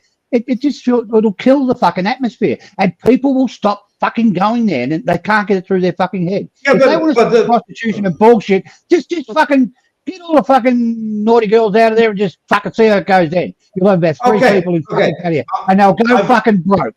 Immediately. You put a casino in, and anything wrong with that fucking foreshore there, you're fucking it. Stephen, I've always been an advocate for zoning in patio, so that everything's in different places. I think that's the way to go. So I'm not against that. What I'm saying is, all right, not everyone goes there, but there is a lot of sex going on Beach Road, down Walking Street. As we all know, okay. But my point I am just trying to say is an uplift of patio by foreign money coming in can only uplift it. Yes, so sometimes can't let them go to Bangsen. Let them go to Bangsen. They've got loads of places to go. And the Thais are not the ones that go with the girls. It's the guys fighting in the streets outside these bars in Soy 6 and everything else that are making the whole place not look good. That won't happen if the casinos come in. Okay, they've been fighting. Where are they fighting? They're fighting in patio. It's all contained in one area. They're not fighting in Shanghai or Bangkok or blah, blah, or a little bit, I guess. So they've contained it, okay? So why would you want to start putting exotic restaurants here? Where are they going to go? I'm talking about uplifting patio because I think it's perfect. It won't uplift it. It won't uplift it at all. It will, because you'll get new people going there. Different people from the mongers that go there now. Well, I want to do this sort of thing, Andy. I'd go to fucking Phuket or not Phuket. I'd go to fucking Cambodia or Laos or something if I want to do that sort of thing and play the casinos around them areas. Where you get nice atmosphere and shit. If you want a bit of action, you go to patio. Well, you can get into a fight there, apparently. Well, you see, you're actually agreeing with what I'm trying to say. I just think you look at places like Monaco, in Portugal, the Algarve, and everything. It's all just families going, and they have nice restaurants, the beautiful beach and sea and all that. You go to patio, and it's sex. I don't care what anybody says. They can flower it up. Having got the water parks and got no. It's not like that. It's got a reputation. I really don't think patio needs foreign investment. I don't think Thailand needs foreign investment actually because it's quite a rich country. The government won't spend money on it. Yeah, but the government won't spend money. They won't even put like a tram. I wanted a tram on that. Who's doing this? Yeah, the Chaos Chronicles. What's wrong with the BART bus? No, well, but you're all like bloody dinosaurs. We got to move forward. That's not moving forward, Andy. That's not moving forward. That's moving backwards. If it's not fucked, hang on. Well, that's a good point, Johnny. But wow, you just throw me off there. If it's not broke, don't fix. Yeah, but for me, it's about no. I don't agree with that. No. What did you just say? There's no point in asking Flucky. Investment. We don't need investment. Yeah, okay. What about the? Well, there's no investment. Something that's been happening for hundreds of years. People go there to the floating market, which is touristy, but the whole part about people actually go to places because of what they are, what they've been, and what they represent. And when you start taking that away and make it, this has got to be more child friendly and this and that. Yep. Any business in Thailand is only there while the customer's there. If the customers get sick of whatever and they go elsewhere or whatever, because retail and everything in Thailand is on a never-ending circle. It just keeps on going around and around and around. Yeah. Okay. you know, I'm just almost. I like Pattaya. Well, I don't go there a lot, but my point is, all right. I'll ask everybody on this panel, Perrin as well. What is the majority reputation of Pattaya? Come on now, be honest. Please be honest. Entertainment and nightlife and partying. Entertainment. What entertainment? Like they have U2 performing next week because they would in the casinos. Who cares? Who cares? Hey, who the fuck is going to pay out 5,000 baht for a ticket to go and see YouTube? Not the people that go there now, but the people that will go there now. Yeah, they probably will go there now can, and that's all tax money coming into Thailand. And what was the question again? What was the question again, Andy? Oh shit! Don't do this on me, Perrin. Oh yeah. What do you? No, I got it. I thought this one through. I thought this through, right? All right. So, guys on the panel, and Perrin goes first because he hardly says anything because he can't get a word in headway or whatever it is. Listen, what is the majority feeling of what Pattaya is like worldwide? Oh, what is easy. the reputation? Sin City. Sin City. There you go. Well, Andy, if you had, there is entertainment venues, and they do get people in. You know, like if you got Harry Styles in, what would you say that? What would you say about that? That'd be going in one direction, wouldn't it? Johnny, I like your humor. That's really good. I couldn't have thought of that. That's great. No, my point is, I think it could do with an upgrade. The government won't do it. I've been in Pattaya for 40 years. It's never really changed. Apart from this Eddie, let's look at Walking Street. We'll pave the street, pave it, look very nice. We'll get every shop to go up to a standard. It looks nice glass windows and shit like that and stuff like that. And we can put an overhead rail along the top. Yeah, it'd be fantastic. Yeah, by Pattaya. Absolutely. And then, but what I'm trying to say is, when you've got an influx of foreign tourists, not China, you keep saying China, European ones, they will put their yacht in the bloody marina just outside the Dusatani Hotel. That's my image of it. And you'd have all these yachts, you'd have all these Ferraris, and you'd have all these Lamborghinis. These girls, they would go somewhere else to find their trade. And outside, you have the no. And outside that, you got the poor Thai girl sitting on the corner trying to sell goods, or maybe the man trying to sell a couple of fish in a little stall, and they can go past and say, "Look at these fucking peasants." Is that the sort of people you want to go into Pattaya? I certainly don't want to fucking meet them, believe me. Well, actually, I'll tell you what. You're right. The up themselves wankers can fuck right off. Yeah, I agree. Sorry. Agree. Okay, so are they begging? Disrespectful? Yes, it does need a little bit of a facelift, a few little bits and pieces, but its own economy will do that. Yeah, but we've been, you have and I have been going to Pattaya for years and years and years. It's better in the sense of it's more modern. Why do you go to Pattaya? Why do you go to Pattaya for the last 10 years? Why? To meet you. Okay, sure. You're answering your own fucking question. You go to Pattaya. Mic drop. The last 10 years you said you were going to Pattaya. Hang on. You said for the last 10 years you've been going to Pattaya. Why did you go to Pattaya? No, for the last 40 years I've been going to Pattaya, but it's like twice a year. Okay. But I go there for 40 years now. it was a great party town. Oh, brilliant. No, I don't want to go into that because okay. Did you catch the rail link down there and got dropped off in Walking Street, or did you catch the rail up there, or did you vomit on the newly paved roads and Walking Street, or go to one of the glassy restaurants and end up with a $5,000 5,000 baht bill, or did you get a taxi back to your hotel, cost you 10,000 baht? Oh, look at the fucking, did you throw a bit of cash out to the peasants as you went past? No, I'm not the type of guy that jumps off a plane, has saved up for the whole 50 weeks of the year for 2 weeks in Pattaya, that wants to fuck as much as they can in Pattaya.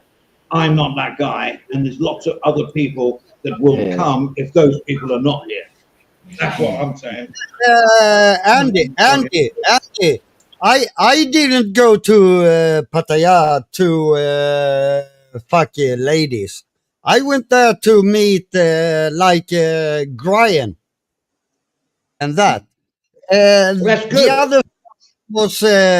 The other stuff was let's say a bonus, if you can call it.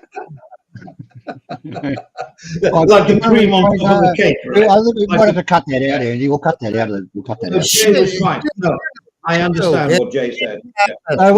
He said he wants there to fuck lady boys. Go on, JJ. No, Continue the story. No, stop winding Jay up. Listen. Jay said it. Lady boy. Come on. Of course I talked with lady boys. Come on.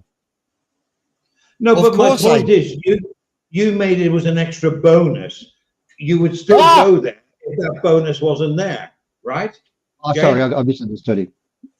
Yeah, Jay said, hey, I'm on the ball here. Jay said, I go there to meet friends, da-di-da-di-da, and then that extra bit is a bonus. And I get that. I honestly get it. But the thing is, in Pattaya, that bonus is the normal way that people do. They go there for that bonus. And then they'll have a meal. Okay, we must eat somewhere. All right, we'll do that. I'm sorry. I honestly believe Johnny said it doesn't need an uplift, and I think there is a compromise here. It may not be casinos. Blue. I'm not a sex pat. I am. I'm not a sex pat. I've been with you 3 times in bloody Pattaya. Unless you're doing something really sneaky.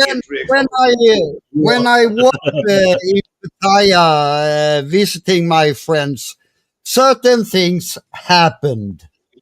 Okay, I didn't go there to have fucking sex. Yeah, no, we got that. And actually, Perrin can actually come up with, if he's still listening, he goes there for reasons that I think are good as well. I mean, it's not bad mongering. I'm not against it all. I'm just getting money in and uplifting Pattaya. But Steve goes down there to meet his friends. And well, Steve, are you? Yeah. I didn't know what road you were going on there, Andy. I was a bit worried about why I go to Pattaya. I met Steven there. No, let Perrin talk because he hasn't talked for ages. Yeah, I have lots of good friends in Pattaya. Either expats that live there or friends that come over from the UK. So I don't go very often. Once I used to go once every 2 or 3 weeks, but my best buddy died last year, so I've lost the incentive for that a little bit. But I still go once every 6 weeks. Okay, I don't think it would change. I don't think it would change. Yeah, I don't think it would change. That will all still go on. I just think the image has to change, and Thailand, trust me, have been trying to change the image, making it a family. They did a big campaign 10 years ago about it's family oriented. It's not. You walk down that promenade, which is the prime part of Pattaya, which is the Monaco, it's the Costa, whatever. It's brilliant, but it's not because it's dedicated to women looking for money. So. Well, it's also changed. It's changed dramatically, Andy. You know, you think in the last 20 years, Pattaya Klang, Centre Pattaya Road, is now full of Indian restaurants. So there must be some money laundering thing going on there with the Indians getting visas to come over. Yeah. And do you think the government gets a load of tax? Of course they'll be getting money from it, but dynamically we could talk about this in 6 months' time and all the Indians will have gone. They'll have made it impossible for the Thais are very good at welcoming people, but just keeping them at arm's length. Okay, well let's just do this news item here, which is sort of links to what we're saying.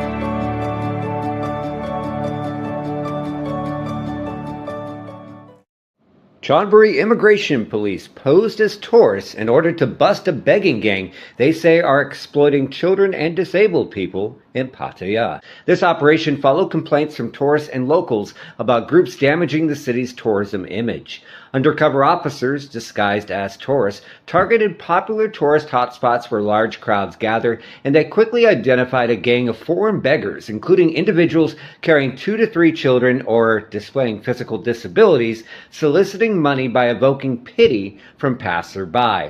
According to immigration and police, the suspects included 5 Cambodian women, 2 men, and 8 young girls aged 3 to 10. Further investigations are underway to uncover any broader network, such as criminal, involved in the exploitation of vulnerable individuals for begging.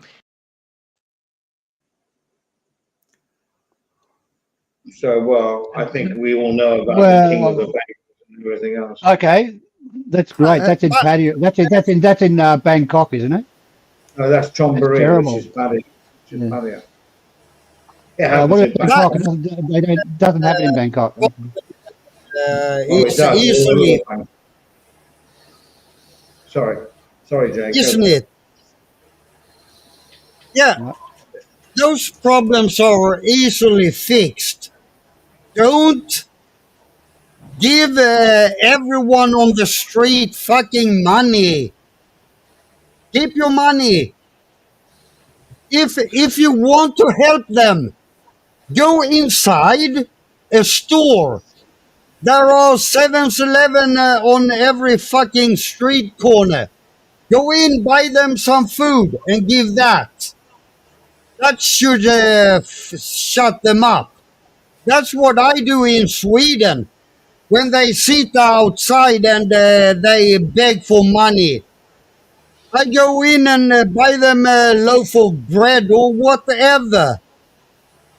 Then they fucking go away.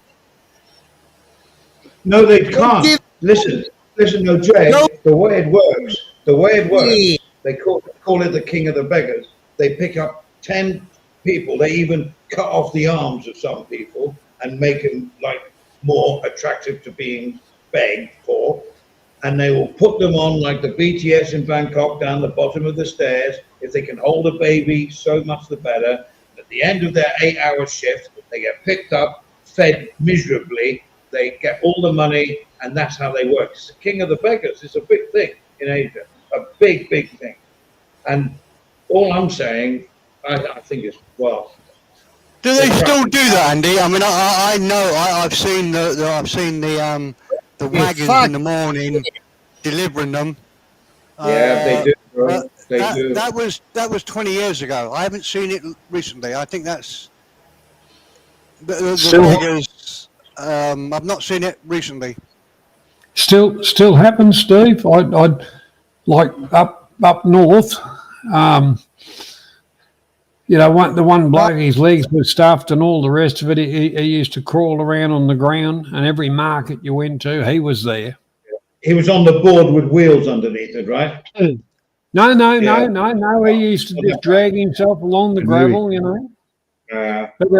But the real part about it is, this is kind of the funny one. I was going to a 7-Eleven to get a few bits and pieces of tucker and a beer supply, and I was a little bit early, and I was sitting under one of the BTS, one of the road crossings. I was sitting on the guardrail, Succumbit Road, down about 56, something like that. And we're a little bit warm, and I had my hat off, and I was just sitting on the guardrail, head down a little bit, hat in my hand, and a few people were throwing bloody coins, and I said, no, I don't, I'm not begging.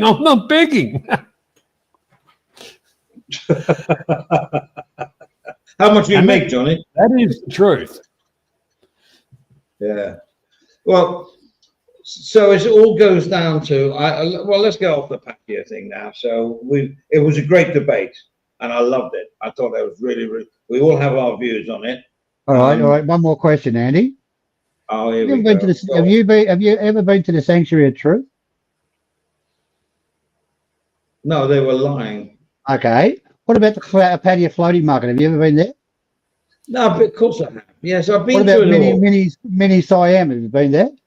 Yes, I've been to all that. But I wouldn't go to Pattaya from the UK to visit. If I did, and I had a hotel in Pattaya, where all the hotels are, or Jomtien, and I went into Pattaya, I think with a family, I would not be impressed.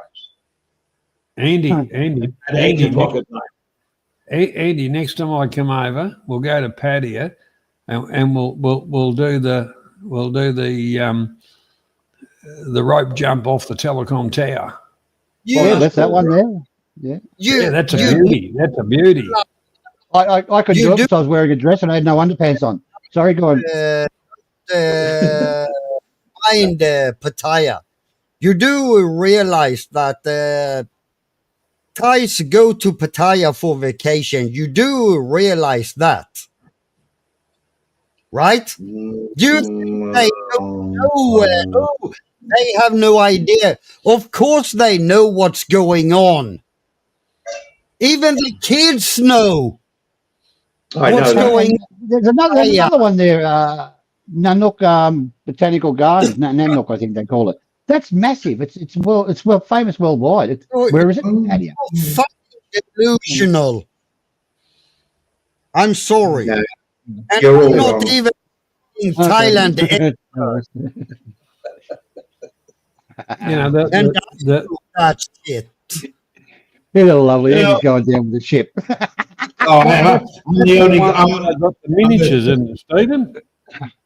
Well, the miniatures of the buildings of the world. That's right. It's fucking fantastic. Yeah. It's a family. They're all family orientated. I don't know where. I don't know if you take your family down to Walker Street when you're a fucking idiot for a start. No, we're not. I'm not talking about Walking Street. Or you go to Soy 4 with your kids or anything like that. Well, why would you want to do that?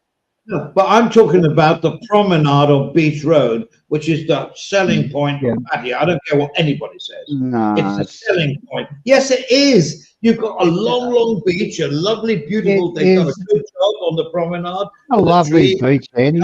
Well, okay, let's move the beach to John TM. We can fix up that beach there. We can leave the other beach like it is. We could put in casinos in John TM and all that sort of shit, and without touching Pattaya. And if you want to have an exciting life and a bit of adventure, you can go to Pattaya. If you want to sit down with your family, you can go to John TM.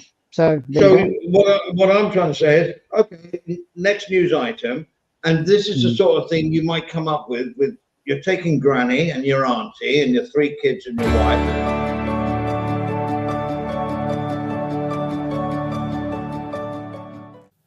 Pattaya police arrested 6 Israeli tourists amid claims that they were forcing a member of the third gender, a ladyboy, into their rented rooms. Locals called authorities as many attempted to help the body seller, who, according to her statement, had accepted an invitation in return for money, but only with one man. It turned out that it was a gang of them, and frightened for her life, the ladyboy screamed for help.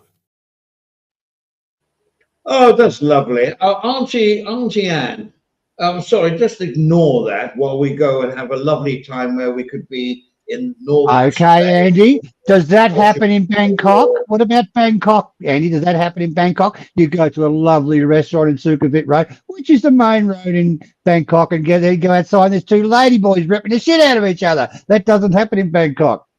But if you get a hotel in Nana Plaza, for sure, but they've zoned it. You go further up Sukhumvit, you won't see it, bro. You won't see it. It's zoned to Nana 4. No, it is. And you got Soy Cowboy, Nana 4, Nana 4. Okay, Andy. It's zoned in Pattaya as well. There's a couple of streets after that. There's no sexy bars at all. There's always exotic hotels. Okay. Down the end of it. I can't remember what they call it, Andy, but you've got to understand it. Zoning, they've got zoning in Pattaya as well. Do you know how much that promenade along Beach Road is worth if you did it right? Yeah. People, you know, when you're on Sukhumvit, you come down and you go down Second Road and you go by the Disatan and you come onto Beach Road. My brother was like amazed. It's beautiful blue sea, palm trees. He thought he was going into Monaco. And then he came out at night. He wasn't disappointed, but he went, oh, really? Okay. You're just infested by oh, I sound like I'm a Puritan. Man, I'm not. I'm really not. I just think Pattaya has such a potential. And I remember when the sea was pristine, and then I saw the Disatani, which is one of the first hotels, with a big bloody, a pipe, just putting the shit into the sea. I've never forgiven Disatani for that. And they've polluted the whole thing. But it could be cleaned up, and the casinos will bring the money to clear it up. Let everybody else go somewhere else. But Pattaya is prime real estate. My God. You don't understand, Andy. Then why is it prime real estate? It's because of the tourists going there, because of the nightlife there, because of all the family orientated stuff around it, the restaurants, the parks. Then look, you can take your kids there. You don't have to take them. You don't understand. You don't take your kids into Walking Street.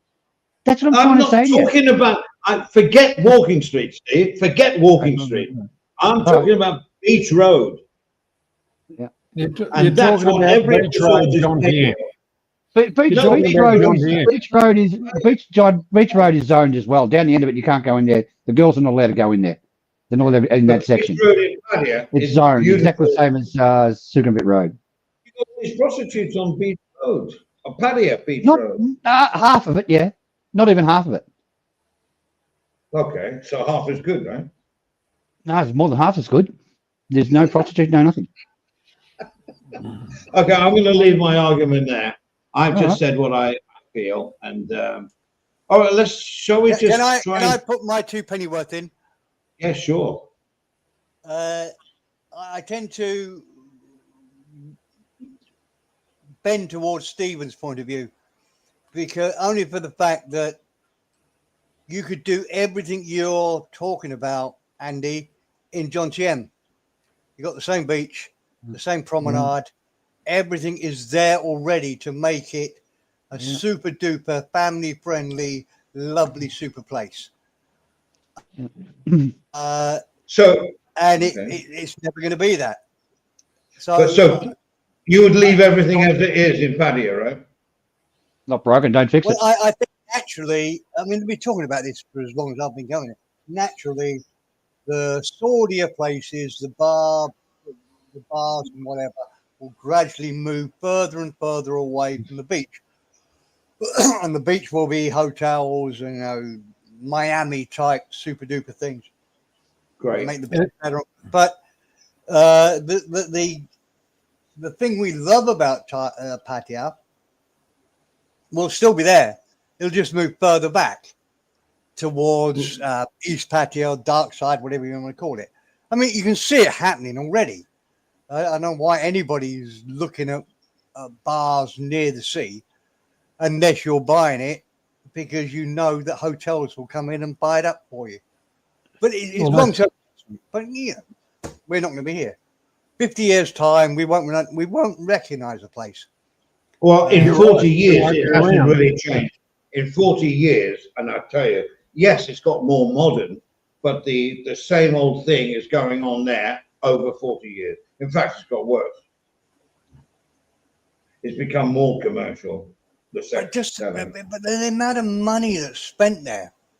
One single guy works for 10 months of the year, saves all his money, and spends it all in 2 weeks in Pattaya. Yeah, but I'd rather them go to the roulette tables, spend their money. It's all taxed, and that all goes into the. I know you'll say the government is corrupt and all that business, I get, but it's all money coming into Thailand. You're right, Andy. You'll get fucked on Beach Road, and you'll get fucked in the casino.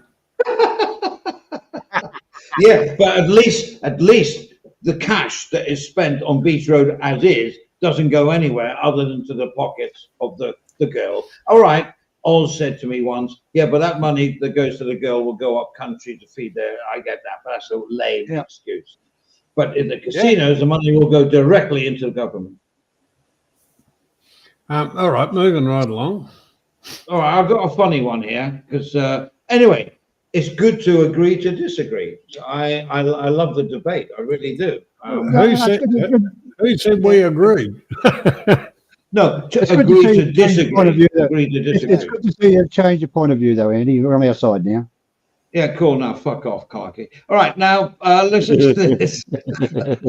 All right, here's a more of a funny one. I don't know if it'll raise any conversation.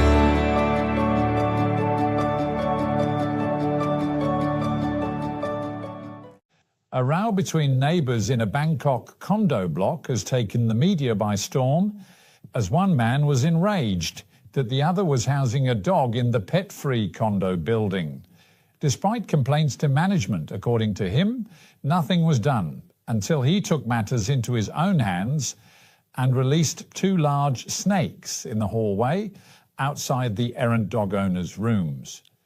Posting on social media that the pooch keeper should bring his dogs to play with them and enjoy a super tight hug as a greeting, finally the condo management did step in and fine him 1,000 baht for possession of the snakes, but fairly addressed the dog keeper too, with a 10,000 baht fine and an order to refrain from keeping pets. Well, yeah, that's called a revenge. I don't blame him, to be honest, but they smuggle dogs into these condos because I get it. I mean, I went to my mate's house. He lives just off Egamai. He's a teacher, but he pays, I don't know, he bought the condo, but his mortgage is like 20, 25 grand a month or whatever for 10, 15 years. Well, it doesn't matter. And he invited us all for lunch at his place, which is great. And they said, let's all go down to the pool, which is great.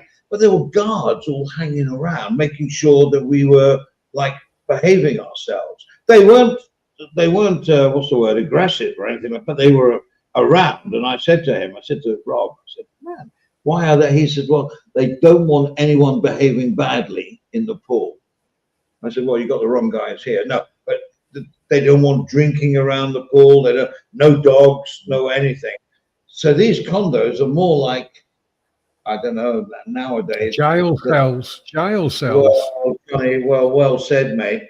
But of course, it suits him and his girlfriend. They both live in Bangkok, and it's easy to get to work. And you know, they have quite a good income. And the apartment was lovely. It was great. And we could play the music, although we did say turn it down a bit because of the next door. So I'm a house man. Never lived in a condo, so I don't. It's, you know, I get it. People want their dogs, I guess. I don't know. A lot of condos you can take dogs into, pets into, Andy. They let you take them in, but not good having a 1-bedroom condo with a fucking Great Dane living with you. Jesus. Well, I mean, yeah, and this is a 2-bedroom condo, and it was lovely. It's great. And you know, for me, a house is the only way to travel. Literally. Well, I thought that was a very good story. I thought it worked out very fair. 1,000 baht fine for the guy with the snakes, 10,000 baht fine for the. So people don't know baht. 1,000 baht is $25. Well, that sounds like Grant was his neighbour. 200. Well, who's talking? Okay. Yeah, that sounds like Grant was his neighbour because he's the one that's got the snake fetish. Just you to spin it around, Johnny. We have a question here from Kim, and I'm not quite sure what he's asking for, or her. Which hotel around the IK area would the panel recommend? Say 30 euros a night. 30 euros. What's that in real money? I'm guessing that should be LK. What's that mean? LK mentions. Linky. Oh, like near LK Metro and all that, right? Yeah.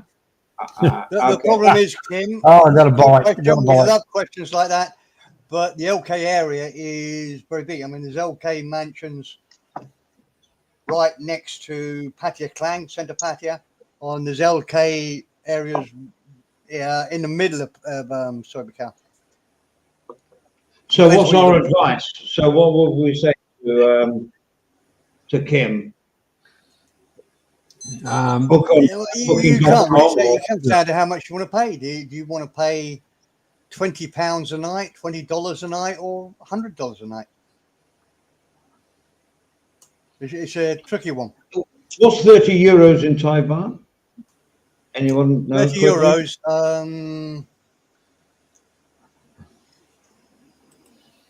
well, 20 euros will be 1,000 baht, won't it, roughly?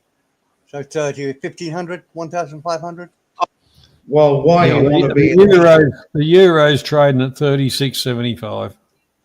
Right, there you go. Mr. Johnny Bloomberg Siam here. So there you go, Kim. 1,500, it depends what time of the year you come as well. If you come now, 1,500 will get you a decent hotel anywhere you want to. Well, yeah, but, and it won't give you a hotel near the beach with Andy's new hotels because they'll be about 3,000-4,000 a night, won't they? Not in low season the prices come down. I don't know. I mean, if you can stay at Hard Rock, they never go below 4,000 baht a night, high or low season. And also, just while I have to apologise, I didn't read the end of Kim's. Kim said the budget is 30 euros a night, which is I missed that. Sorry, Kim. So if you'd like to be near walking, because it's down Walking Straight Way, right? It's all in that sort of area. I would say LK is spread all over. LK goes as far as Pattaya Klang, Centre Plaza as well. Okay, Kim, come back to say which part of Pattaya you'd like to stay. But for 1,500 baht, at now, I think get you a great deal. Yeah. Oh yeah.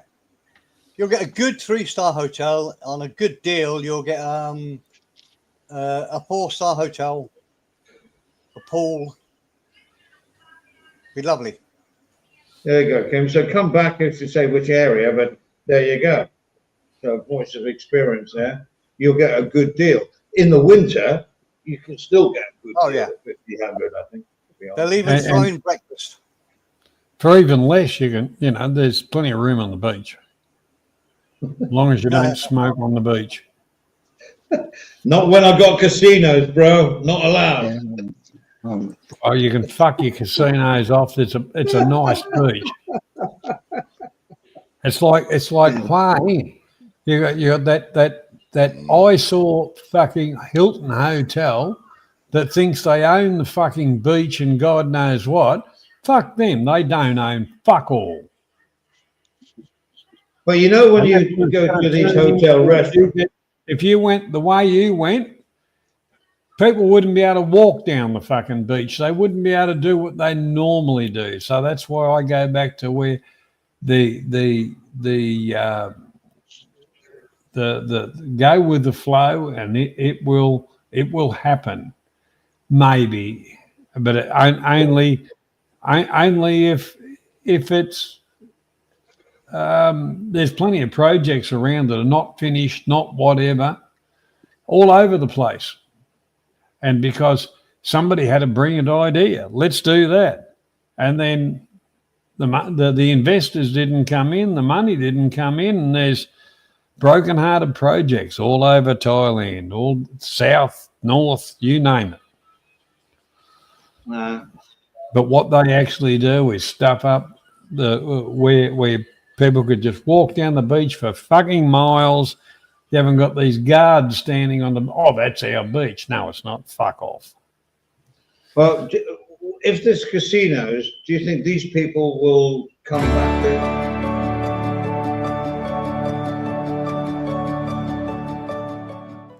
Pattaya's hotels and guest house industry is seeing the effect now of a 25% or more downturn in Chinese visitors to Thailand. This is nationally the hotel groups shudder when seeing future bookings for the year from that nation where overseas travel is generally down, due mainly to concern over the US tariff issues and its effect on their economy and incomes.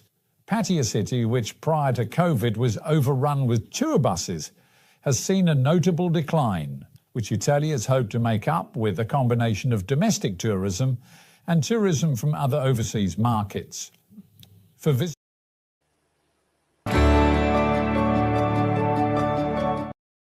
Sorry, I think we got the gist of that. I was trying to, sorry, my bad. Hooray! About time. Yay! Well, I made a mistake. No, I mean... Sorry, I was on mute. So what's the story? Why are the Chinese not coming here anymore? They haven't got any fucking money.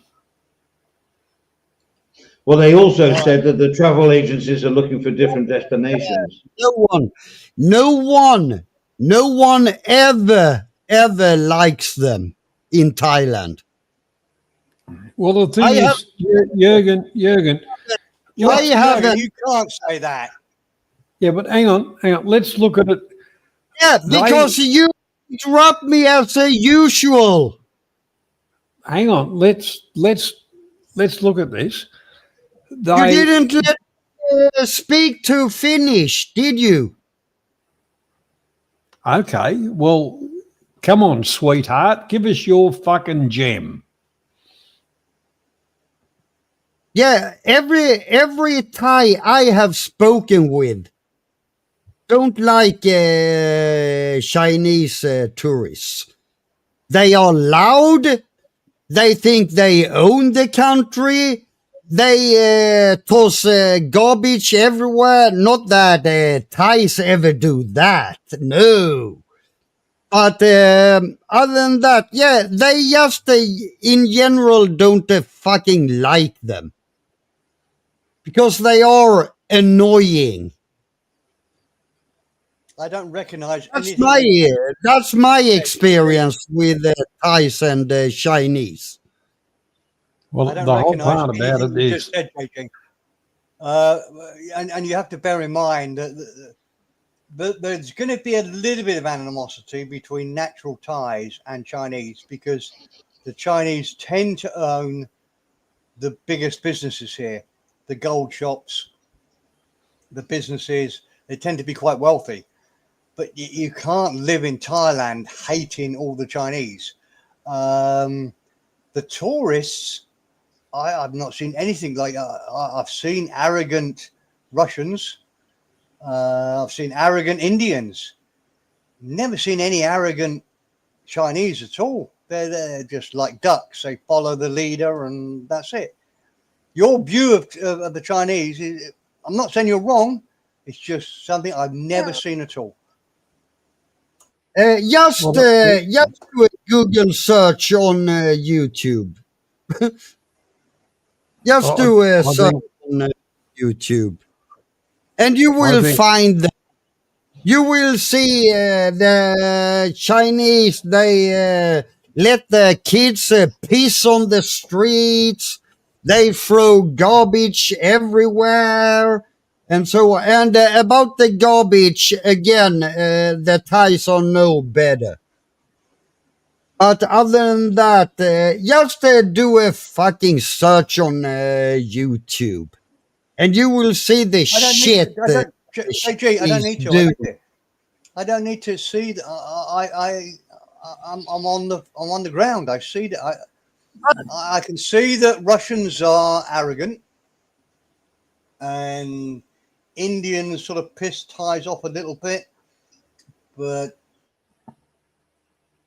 look, there is a cultural problem because the Chinese do own a lot of Thailand, and they've got a lot of power in Thailand. So there is that. I'm not going to say you're totally wrong. The idea that the shit. Wait! I hadn't finished. Wait, one at a time. The idea that they're dirty, and it's almost like what they used to say about the Jews in World War II. They're not. They're not dirty. They're normal, very well educated. I mean, I tell you how to judge the Chinese. That's not what I fucking said. No, I tell you. No. Wait. If you parent, misrepresent, JD, be a civilized human being and wait your turn. Oh, it's civilized to misrepresent what someone said. You can judge the Chinese. If you really want to judge them, is watch Gypsy's videos. That's how it works. That's how it works. So, Perrin, you misrepresenting what I said. That's not wrong, is it? Because you are obviously right. So you can misrepresent what I said. What you was arguing about, Perrin, was not ever what I said. Was it? Was it? Well, we do record this thing, so yeah, we can say that you said they were dirty. Let their kids shit. No, I didn't. I didn't fucking say that, did I? Did I say they were dirty? Oh. No, Can we ask didn't. everybody else in the chat? I heard that. Maybe I imagined it, but I heard that. Jürgen, the whole part about it is this is a discussion. Show, rewind and show. Where did I say that Chinese people? Come on, do it. You can't, because I never fucking said it. It's okay, Jade. Relax a bit. Look, the reason they're not coming to Thailand is because they've got better deals. No, they've got they can go to Cambodia. They can go to Laos. Laos open right up to the Chinese, and then they've got Vietnam. So they've all been going to Thailand, but now they've just changed their agenda to other countries. Plus, there was the incident with the boat sinking, which 48 of them, 46 of them died in the off Phuket when the boat got patio. So and then there was the Chinese tourists that got bashed at the airport. All that adds up, and they're just finding other places to go. Maybe. Well, my opinion is, if we look at it from the source, there's a lot of, and they're older. They are older tourists. They are sold an all-in trip, and package tour. They are like sheep. They are fleeced by their own countrymen, and they haven't got time to do nothing. They are. I've really watched it because I used to hate them, and I still do. Especially when you get to the airport, they'll run over you. They don't give a fuck. We've got to keep up with the person with the flag and all this kind of shit. Are they the tourists that they really want in Thailand? I don't think so. If you go back through your history, a lot of the Thais are Chinese, and a lot of the Chinese are Thais. So there is a historical tie between the countries anyway. But the people that you're really shit canning, they've spent their lives to do their one in a lifetime trip somewhere. And they've got a little bit of money in their pocket, but it's all companies that the money goes back to China. The money goes back to China. And that's why the Thais don't like them. And as far as arrogance, it's they don't speak a language. They are arrogant themselves. It's just get out of my way. I've got to follow that fucking flag. Another thing is that China's offering huge discounts on travel inside China. Huge discounts. So go on. Sorry. I thought you stopped. So if you're in China and you want to go to Thailand, it might cost you $1,000 to get to Thailand. You can go to another Chinese territory, which some of them are tropical, right? They haven't got many, and you pay say $100. Which one are you going to take?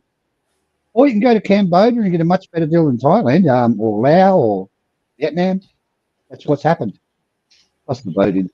Well, can I just interject here? This idea of package tours is not new, because there's lots of like Americans. Middle Americans or whatever, and they've been hardworking and they've saved up their money to go and see Europe, and they pay whatever, and it's a trip in a life. It's a trip in a life, and they almost look at, what day is it today? Tuesday. Oh, we must be in Belgium. What day is it today? And they cram in as many countries as they can, and I'm sure they're from the ship that the cruise ship. They land and they don't go walk about on their own because they have no idea. Because they've never traveled outside of their Virginia or wherever they've come from. I have no idea. But and they get just like the Chinese, exactly the same. They get pushed into that restaurant, that jewelry shop, or whatever, and that's the same on every port. But for them, it's a trip of a lifetime because they're going to Europe and they're going to see how the other people live. But it's a once in a lifetime thing. And I think that Okay, applies Andy. to the Chinese also. You're correct there, Andy, but the Chinese do it in a far, far, far bigger way than the Americans or anybody does.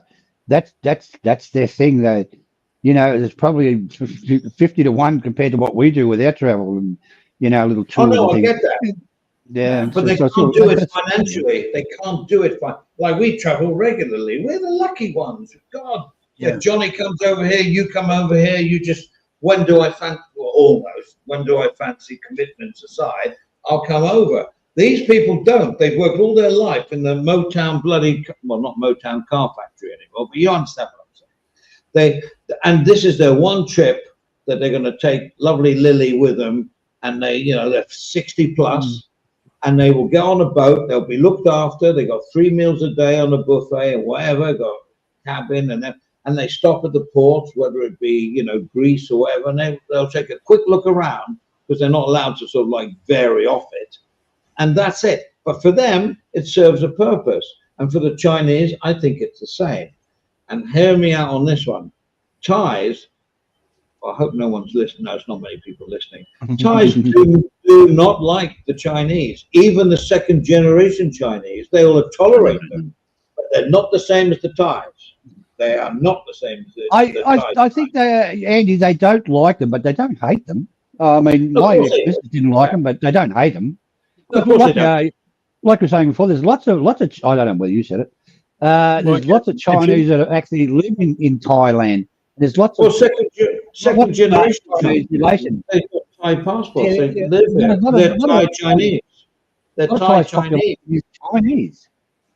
They're Thai Chinese. And there is a difference between Thai and Thai Chinese. And there is a divide.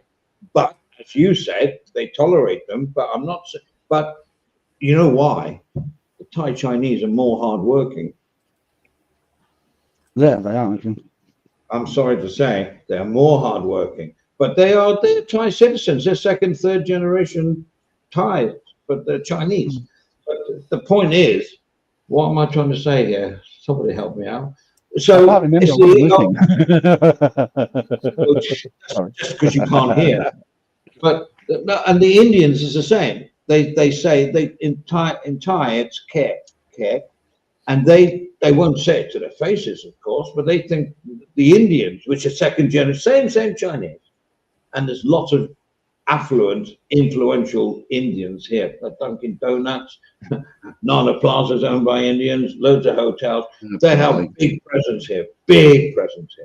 But the Thais, they're the biggest tourists at the moment of the Indians, Andy. Do you know that? They're fucking huge now. But the Indians here, as opposed to maybe in the UK, they have a very good stand. Most of them have very good standing here. They're not tourists; they live here, and they are all fairly like from a high. But the Thais recognize Thais. Now the Thai Chinese, Thai Indians, they're okay. I wouldn't say they're second class, but they're almost like they're above us. But mind you, everybody's above us. Another thing you've got to look at with the Chinese, you have to accept this. They come from a village right out in the middle of nowhere, and for once in a life, they can afford to get on a plane and fly to another country. They get there. So these stories about them shitting in the street and stuff, yeah, there was things on that, and putting their kids on fucking tables with no fucking pants on and shit. It's just the way they live in China. So I suggested just grin and bear. I mean, I went to a hotel once, and they had the smorgasbord in the morning. They had the rolls, fucking huge they were, round ones, like a pyramid. Fucking mate, you should have seen they were filling up their bags because they had to get on the bus. They took everything. They actually cleaned the hotel. I have a quick story. I was in Gochang, and actually, I was amazed by how many English and European. Hang on, Jay. Jay, I'm speaking. I'm speaking, Jay. Yeah. So, no, I'm just giving an example. Don't put your head in your hand like I'm out of order. I was replying to Stephen. I was in a hotel in Gochang, and there was a Chinese person at the buffet, brilliant buffet. They even had like the cold cuts in an air-conditioned part of the buffet and everything. It was cool. And she put her finger. They had a big bowl, beautiful bowl of yogurt with a ladle. She put her finger in it, tasted it, wasn't quite sure, and put her finger back in. We took a photo and went to the reception Oh, and said, do you allow this? Do you know what she said? And this is, she said, we cannot afford to make any aggravation to these. They have a lot of custom here. We can't do it. We understand exactly what you're saying, and we'll bring you a bowl of that yogurt from the kitchen to your table. Don't worry about it. But we cannot do anything. Yeah. Oh, Jay's got the hump now because he talked over me. I don't care. It's okay. Don't worry about it, Danny. A lot of a lot of things. You go to the elevator in the hotels where the Chinese are there. They'll cram in the elevator. And when you're at the airport and you're going to customs. I mean, I was standing there in Poi Pet and there wasn't many there, and this Chinese girl came up behind me and stood beside me and said, "You go to that one over there, and I'll go to this one over there when they call." I said, "No, you won't. You'll get behind me and wait your turn." It's fucking nuts. But you got to grin and bear it, and you got to take it the way. That's the way they are. I know what I'm saying. And the hotel, it was financially they couldn't afford to say, you know what I mean. So they can't cause a problem, and that's what you have to. And this was a good hotel, but the package tour, I guess, I don't know. Well, the whole part about it, if they're not going to Thailand, it doesn't worry me. I don't give a shit.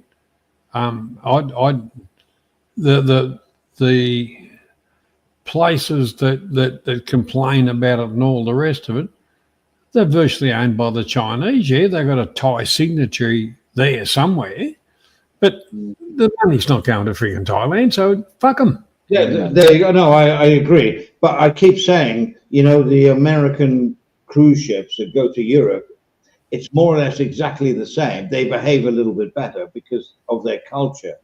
But, all I'm saying, well, look what Easy Company said. Thai people don't like the Indians, 1 beer, 12 straws. That's the tourists. The Indians here have a very high standing. They really do. There was another incident down in Patio. Can I just say this one? I'll just tell you this little story. We went to the crocodile farm. What? JJ? Let Jay talk. All right. Because what do you want to say, Jay? Sure. Yeah, my question is, why did everyone got so fucking butthurt and complained about it? 10 minutes later, Steven says the exact same fucking thing and everything is fucking fine. How does that work? Why was it wrong when I said it? And it's what did okay. you say? Say what did you say? What did you say? You should know. You should know. We were talking about the Chinese people. Well, we all apologise, Jake. Can we move on from that? It won't happen again. We all apologise to you, Jake. All right. Jay, I just want to know how it's not okay for me to say it, but it's fine. Okay. I'll answer your question. Because you never ask a question. You make statements, and then you argue with your fucking self, and your relevance to it is fuck all. What the fuck are you about, Johnny? What the fuck are you on about? I'm talking about a conversation. It's not the Jürgen hour, for fuck's sake. Listen to that. Fuck off. All right. Listen, we went to the crocodile farm in Pattaya, right? And I took Mal and her mother.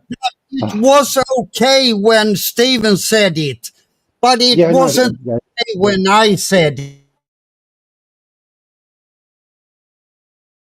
What's up, Thailand?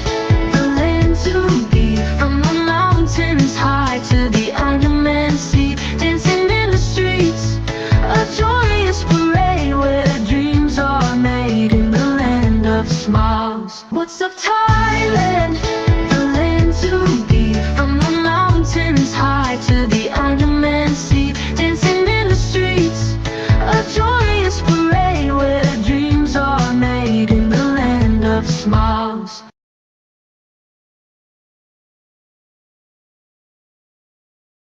Okay, can we come back with just some like normal conversation?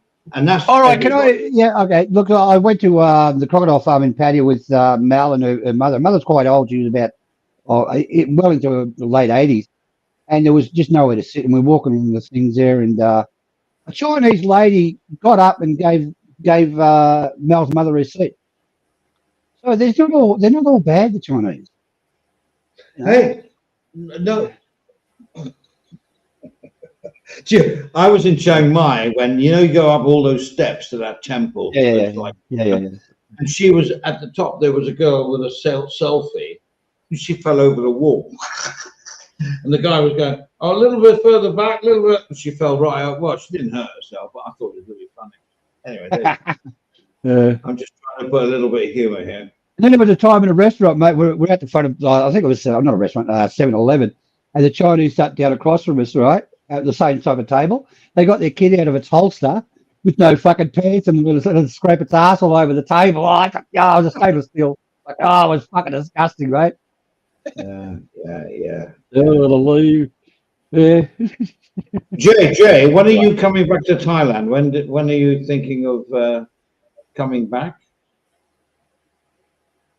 Beer is actually coming to Sweden, so I won't go this year. Oh, really? Nice. Yeah. She is coming here. What is the cost of living like in Sweden? Well, say compared with Thailand, obviously more expensive. Expensive AF. Thank you for not swearing, young man. Okay, no, I don't care as you say.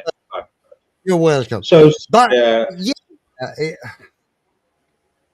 I mean, like she is like Thais. You have to save your money. You have to save your money, and keep telling her. Well, it's fucking expensive in Sweden. It's better I go to Thailand, and we can have a good time for fucking half the money. Yeah, I've been to. Is it Malmo? Malmo, right? I've been there once. I took a show there once, and it was quite expensive. Not as expensive as Norway. Malmo, right? Malmo. How do you say it? Yeah. Malmo. Yeah. But not as expensive as Norway. Norway is more expensive. I felt. I just have to save for her trip here today to this year. So it is what it is.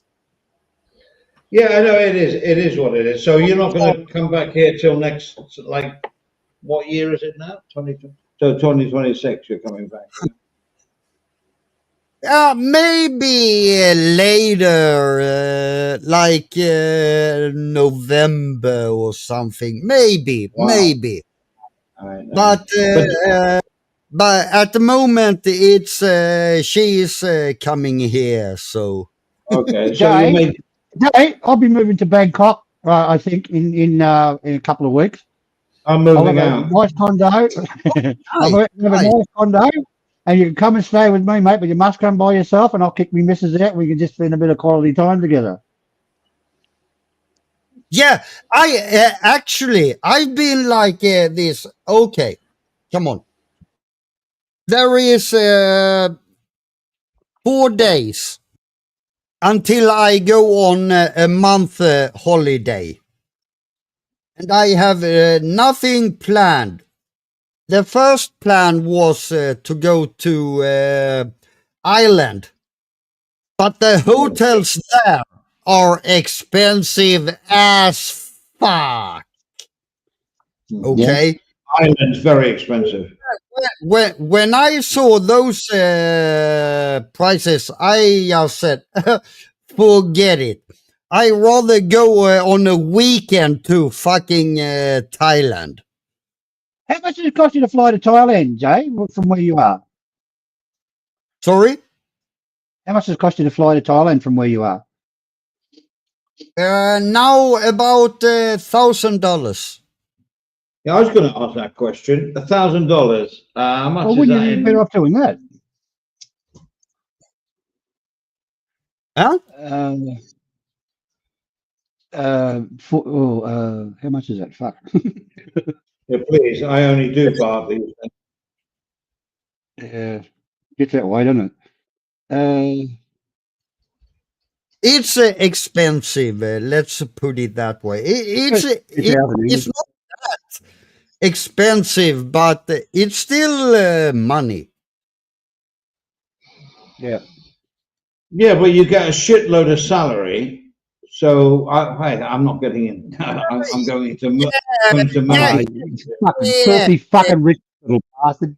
Filthy rich. That's not the point. I mean, there is a limit to how much I fucking pay.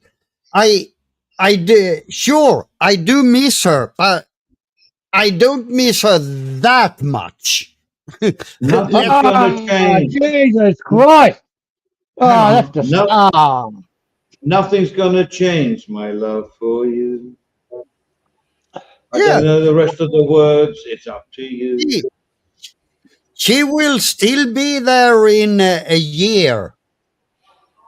And if I feel the urge, I just take a wank. You take a what?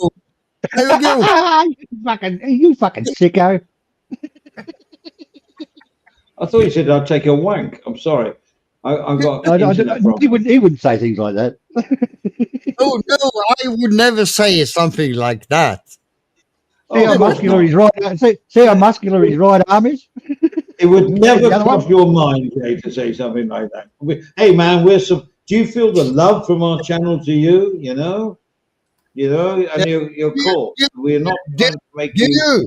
Do you know how big my muscles are on my left? He's trying to do a halve. Yeah, he's doing a halve. Look at my guns, baby. Fucking hell, that's a big gun. Yeah, where's Tom gone? I don't know. Hang on, there'll be a certain channel saying he's died. You don't hear from somebody for 3 or 4 or 2 months or something. They died. They've just moved on. Oh well. Okay, I'm going to ask Jay now. Don't mention any channel and don't mention any people, but in 3 or 4 sentences, what is your view on the community that we have here?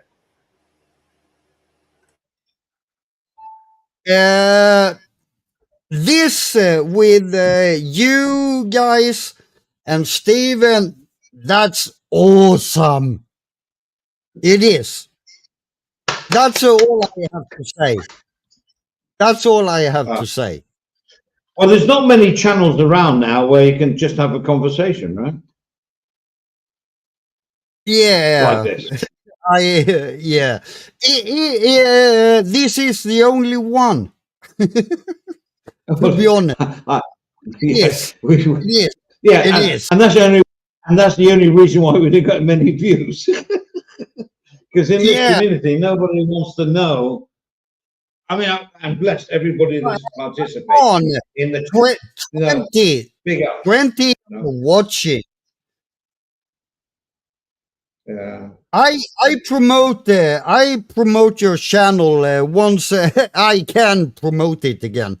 I'm banned on YouTube at the moment, so. Oh, well, because of copyright. What's your copyright, Jay? Music again. I know. Yeah, I know. Yeah, I know.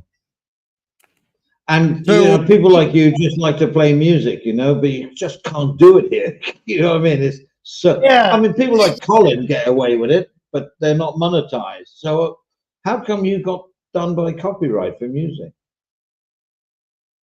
I don't know. I guess Colin plays shit music that no one listens to. Well, he plays like the Eagles and stuff. No, he plays like the oldies from the 80s and 70s. Yeah, but what he does is he doesn't play it loud enough for him to pick it up.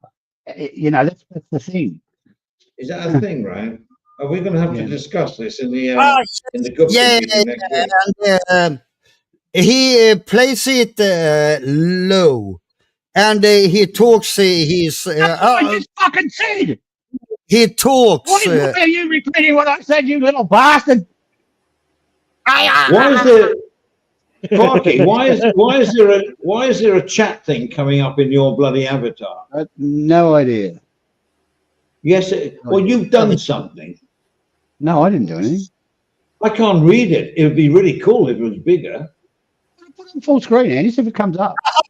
That's no, it's not there. I can't do it, mate. I tried. You can't read it. Put your fucking glasses on. No, fuck off, Johnny. Listen, I tried. I'm sorry, Johnny. I didn't mean that. I've tried everything because this is really amusing me. I'll put you, the avatar, on full screen. I've done it before. It doesn't come up. It's on the side of your avatar. All right. Change me and JG. Just change me over with JG. See what happens if it's still the side of JG. Actually, that's an interesting there you go. one. Somebody from the dead has turned up. Welcome, Mr. Monash. JG, you fucker. I've been thinking about this for the last hour. We don't mind it. We don't mind it at all. There's no sweat. I blame Clarky. That's the only thing. What, Mr. Monash here, is he? Yes, Mr. Monash. Oh, good day, Steve. How you going, mate? I fucking wish. Come on, Mr. Monash. Come on. Hey, Monash, have you got enough fucking arms to fit your watches on? The girls did tell me you're a bit of an octopus. Yeah. Oh, well. Stephen Monash. Come on the panel, Mr. Monash. Johnny, when I said fuck off, I didn't mean it. You know, obviously we're mates. But Yes, Stephen, shut up, Clark. Stop stirring it. Stephen Monash, he picked up on it. He said, "Oh, I love alert bloody chatters. I love them. I love them. They pick up on what." Not like the old channel, Steve. I remember talking to Stephen when we were trying to do a news channel back in the old days that you tried to instigate as normal, and he just called me, and we had a good. That's a long time ago, wasn't it, Steve? Long time ago. Yeah. He's a cool dude. Come on. Because we only got 30 minutes left. That's Susie Quantro. Come on. I used to call her Susie Quattro. That's either a drink or a car. Well, that's a car or a drink. God, she was good looking in the day, wasn't she? Was a fucking honey, that girl. She's a lesbian, look, she had all the right things in all the right places. Yeah. Yeah, but she was a gay. She was gay. That's why she did a duet with Elton John. See? What? Inside information. Emphasize. Gay to gay. Gay plus gay equals gay. She was. Susie Quattro. She was like a rocker. She had the leather jacket on. A bit like Joan Jett, who's also a gay. I know that. Susie Quattro's not gay. She is, man. I don't want to spoil your illusion of it. You fucking trying to break my fucking heart. I'm sorry, bro. Bridget Bardot was a female, if that makes you feel better. Nah, it's too old. Well, it wasn't quite a Boy Scouts jamboree. How does Susie Quattro look today? Let me Google it. Kill everybody's imagination. How do you spell Quattro? Q. Oh, straight away. Look at that, Susie Quattro, singer. All right, let's get an image. Oh my God. Okay, I'm about to kill. I'm about to kill. She's kipping 90 years old, for fuck's sake. I'm about to kill. Hang on, take me a while. All right, here we go.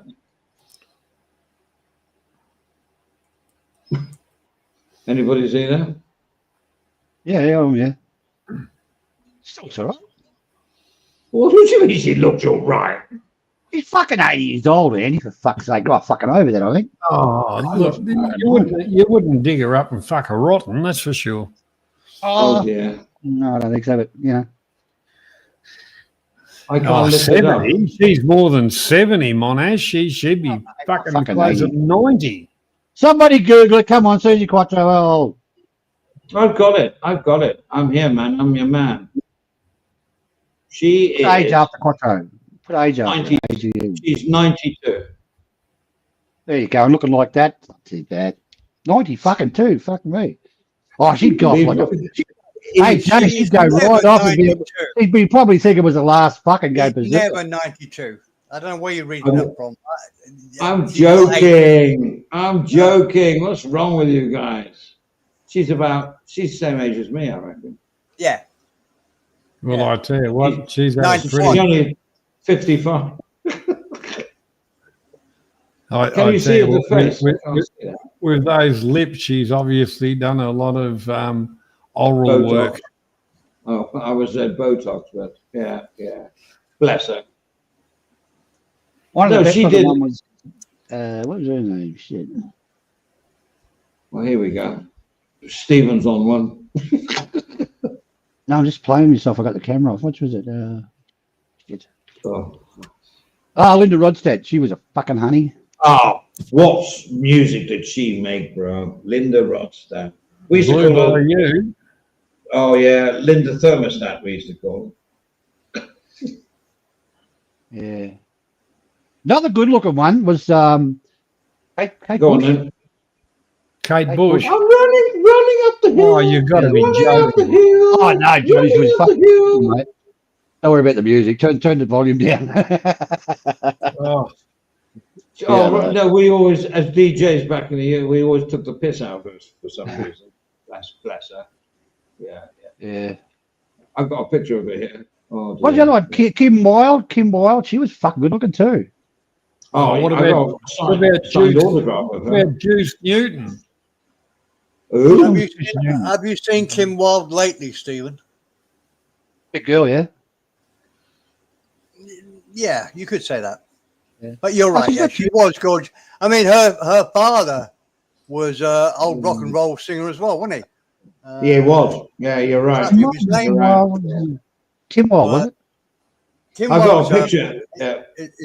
Her father was an old rocker. Kim Wilde. Yeah. Marty Wilde. That's it, Marty Wilde. Marty Wilde. You got it, Eddie. All right. I've got a signed autograph of her up in my landing there. If you go upstairs, that you never bothered going to, Steve, because you want to sleep in the bedroom. Right. It's on the right. Yeah.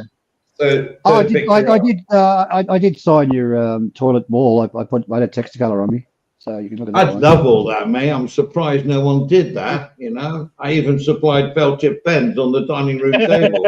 Nobody ever took it. You don't remember Juice Newton? Oh, yeah, I know the name. I can't remember. Put up Juice Angel Newton, of the Eddie. Morning, Angel of the Queen Morning. of Hearts. What? The Queen of Hearts. Juice Newton, Andy. Oh dear me, really? Is it juice as in juice, drinking juice? Yeah, Yes. Juice Newton. Yeah, she's good. Juice Newton. I know the name. Yeah. All right. Hang on a second. Fuck me, man. Can't do bloody. I'm running a stream as it is. I would have given her a squeeze, I can tell you. Oh, she's nice. She's nice. Let me. Andy, Yes. Andy, I prefer not to. Not to what? Fuck you. Oh, mutual. Jesus Christ. There she is. Trust me, JG, he doesn't wake up looking good of a morning. Who doesn't? Me. It's only because you're knocking on my door going, I can't go now. It's 9 o'clock, I can't go. I said, well, we planned the morning. I can't go now. But the way JG said, I prefer not to, it's not a very strong feeling. It's almost like, well, look, I prefer not to, but you're a mate. I'll help you out. Maybe, right? Yeah. Jay's gay. Let's put it out there now. Jay's gay. I prefer not to. Gay as fuck. Gay as fuck. Jay, we're joking. I hope you get our sense of humour out. Yeah, but it's interesting when you're having a little drink with your host and he disappears and says, "Oh, you'll lock up, won't you?" Well, that was the first time. I do remember a second time when you made this fantastic dinner for us, and we'd been going. I don't care what you say, Johnny. We'd been going from the day before, and I gave him some advice: go upstairs, sleep, and he slept. He was out like a fucking light. Then I woke him up, 7 o'clock. I said, "Oh, dinner's in an hour and a half." Panic. Came downstairs, 2 or 3 Leos outside, and we got it together. Yeah, am I right or wrong, Johnny? It was cool. Oh yeah, I had to, instead of doing stuff casually, I had to work me fucking ass off. No, you had help. Well, sort of. I remember going around all the supermarkets looking for Coronation fucking milk for your coleslaw. Do you remember? Yeah. The meat was lovely, bro. And then he gave me a nice chunk of it, and I sliced it, froze it, and I lived off that for like a couple of weeks. Really nice. It was good. It was tasty. And when you come in again, everybody wanted their meat cooked differently, and you did it. You did it. I saw you putting things on the side. And by the way, the Keen's mustard has now run out, and my Coleman's mustard is still full. So there, Keen over bloody Coleman's. Keen is brilliant. It's hot. Coleman's is normally hot. That's what we say here. It's an Australian expression, mate. You know, Keen if is somebody, mustard. you know, you're in for something, you know, like a deal or going around on a trip or something. Yeah, keen as mustard, mate. Keen as mustard. Yeah, we have that in England. It's keen as mustard. We know that. So we do adopt a few of the Aussie sayings. Actually, that's a topic that I want to do maybe later on in whenever, when we get it together. Like, what's it called? Euphemisms or sayings or that sort of thing between other countries, not just UK and Australia, but America. It's so funny. You know what I mean? Like Americans, we call glasses. But Americans, they have to be more like succinct. They have to, well, we have to tell you where on your body you need it. We tried the glasses on the knees. We tried them on the feet. No, eyeglasses, because they go on the eyes. So, you know, this sort of thing, you know? Yeah. I never thought that, Andy. It's a corker. Oh, I got loads of those Americanisms. So I'd like to do maybe, you know, like a cross-cultural not rib, but, you know, like what we say slang and what Australians say. I can't understand a lot of Australian slang. Okay, Johnny, do it. Give us just a sentence of slangs that we don't understand. I'm sorry to put you on the spot, bro. Sorry. In reference to what? Anything. All right, cooking or meeting somebody or just saying how are you or whatever. I don't know. It's like weird. I've seen. You know, if you're meeting somebody, you go, "G'day, cobber, how they hanging?" Okay, I understand that one. We actually use that. Well, we don't use cobbler because they don't make shoes, but we got it's cobber, not cobber. See, great topic, right? We should do that. I think that's really good fun. Yeah, Steve Monash, you know, brass monkey. Well, we have that in England. It's cold. Brass monkey is cold, right? Yeah. Yeah. What about whistle and flute? No idea. That's Cockney for a suit. If you wear a suit, go, that's a good whistle and flute. Only time people wear suits is when they get married and they get buried. Same here. That's the only time I ever wear my suit. Which I haven't. I've got to go to a wedding in July in England. I've got to get a suit again. I've tried all the other suits, and I have suits that I don't throw them away. I should give them to charity, and they're all like, when I was 30, when I was 40, forget all of those. And I go, well, 5 years ago I wore that. Doesn't fit. Trousers, jackets. No, you got to buy a new one. It's fucking annoying. Come on, Sam. The old Khyber Pass. That's more of an Italian type of thing. Well, when English people take the piss, not the piss, but mimic an Australian, is throw the shrimp on the barbie. Is that a thing? No, that was an advertising thing.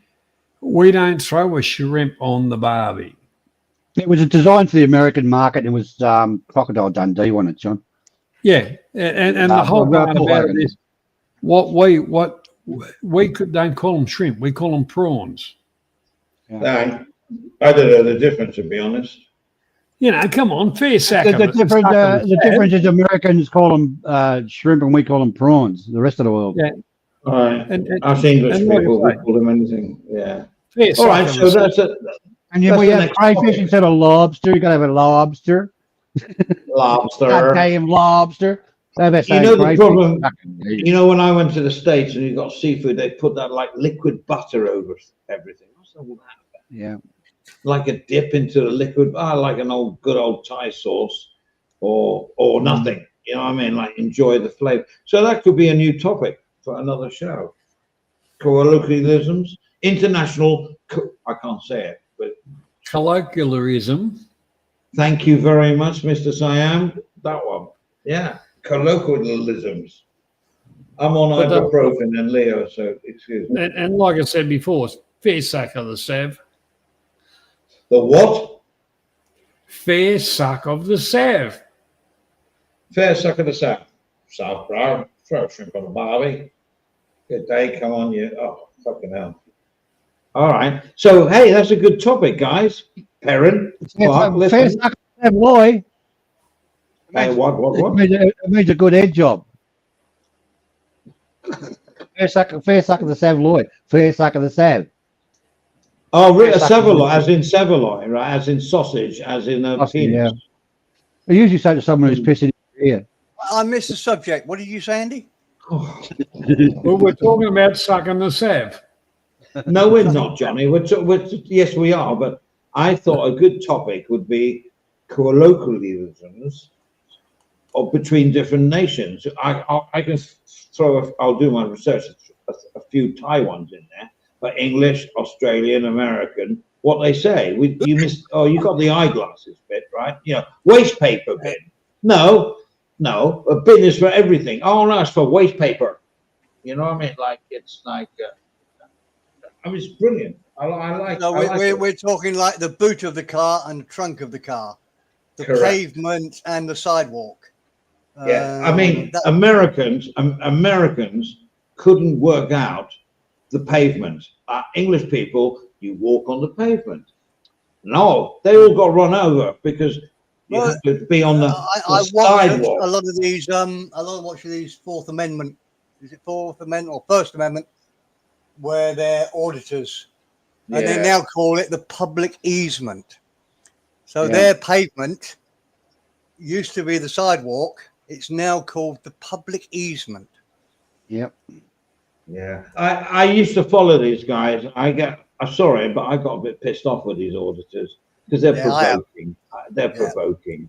You know what I'm saying? And the poor American cops that come up. Everyone knows that they are fucking idiots. Right. You know, Americans wanted to get rid of the British heritage. Yeah, well, the whole lot of it. So they changed everything to their meanings or whatever. Well, that's because we invented everything. The fuckwits. You know, like South just put up there 5/8. No, what's 5/8? What's that? 4. Well, I think the point is more adult than that. I mean, I'm a big supporter of the American Constitution. I think it's brilliant the way that they've organised it to have a civilized society. But what they've done now is they're coming and taking a piss out of it. It's almost it's almost like children do to the parents. Oh, Dad, you said I could do this, so I'm going to do this because you said it was okay if I did this. And it's so childish. Well, they've got so many laws, they don't know if they're coming or going. Steve, did you see the one when they went to the children's, the infants, like the kindergarten, and started filming all the children and walking up the hall. This is a public area. I can walk it here. Why would you fucking do that? Go into a child's fucking school and film it? Just for fucking You know views? why they do it, Stephen? Yeah, Red they're Mart, doing it for they're doing views. it for views. They're doing it for views. They get millions of views. Hang on, guys. Let Steve speak. Go, Steve. Go on. Hang on. These hang on. guys get millions of views. That's why they do it. Yeah. There are a few of them, a very small percentage, that actually do a decent job. I like the guy from the Langaset Press, the little short white-haired guy with his 6'7" tall son. Very weird. And they travel all over America. Yeah, I know him. Yeah. But even they take the piss a little bit. But look, I don't mind people trying to earn a living doing it. But some of them are just, I mean, they now turn around and say, oh, we're just taking the number on your number plate and matching it to your face. I mean, they've been so blatantly horrible. I don't answer questions. Anyway, You know, Steve. If you're a policeman, you have your private car there. You want to drive home peacefully and go back to your house. You don't want people going into your car, filming your fucking number plate, and then giving it to some cunt that's got a vendetta against you, following you home and murdering your whole fucking family. And this is what fucking pisses me off about this First Amendment shit. Well, I don't have anybody that's got. They're taking a piss on it, Stephen. The principle behind it is absolutely beautiful, perfect.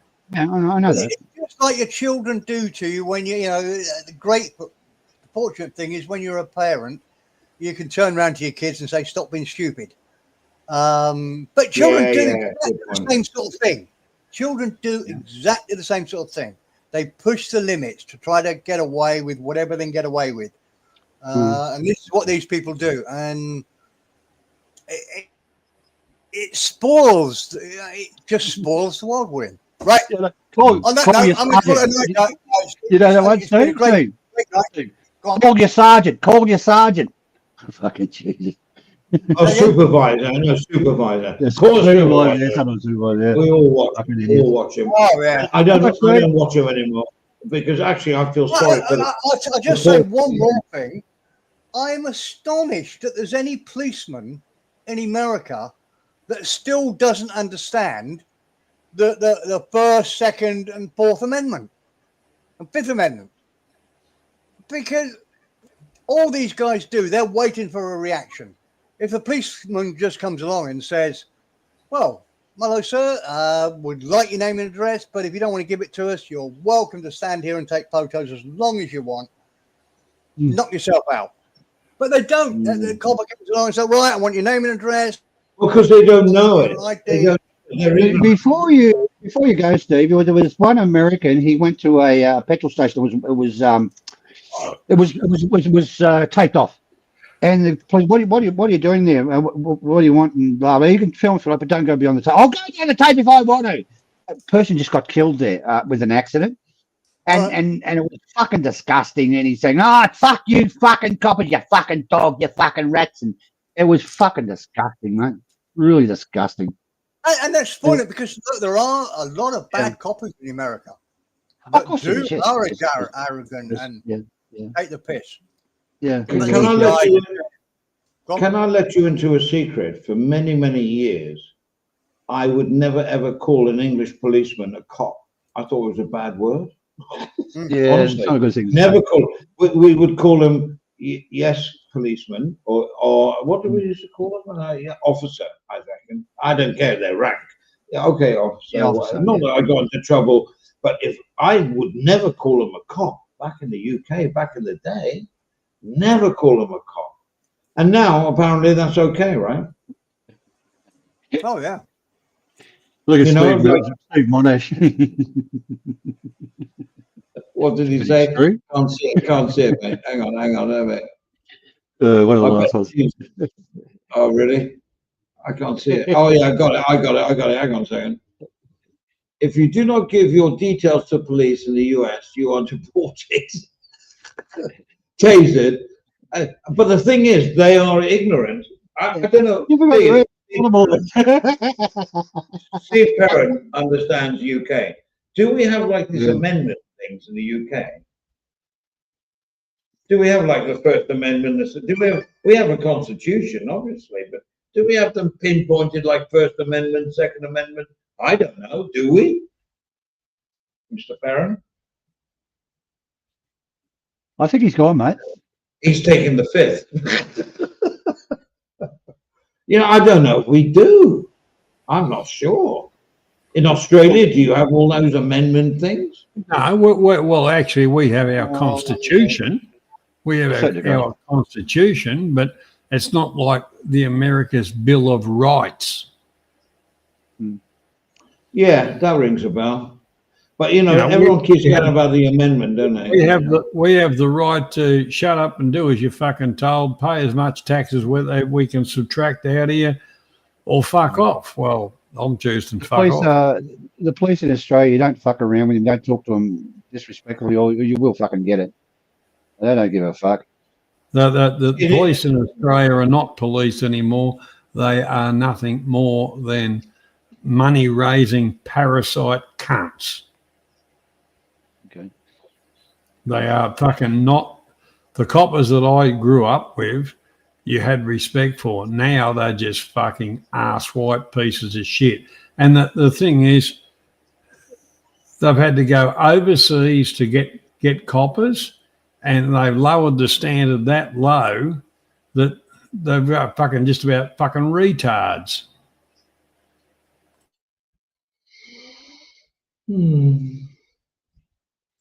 Yeah.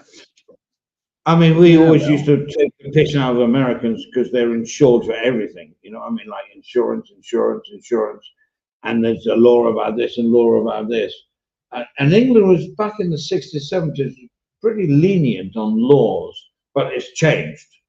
But it's going the American way, which I'm not sure is a good way. It's like you can sue anybody for anything, right? If you wanted to. And I don't know, waste the court's time and, like human resources. I don't know. These auditors, they piss me off these days. Yeah. To be honest. All right, is that enough, you guys? Or you want to keep going? Oh, you've had enough. We've lost Perrin. Oh. Yeah, he said he was going. Yeah. Oh, did he? Yeah. Yeah, we've been going long enough, I think. Up to you guys. Do we have a closure to this? Did you put it up on the media library? No. I don't know, mate. Yeah, there is one made, but I don't know where it is. Okay, I'll look for it. Oh, I've got an outro. That might work. All right, then. There must be the outro then, Andy. I'll check it. Well, who cares, right? So anyway, thank you for everyone that's watching. Thank you, Johnny, for joining. Most appreciated, bro.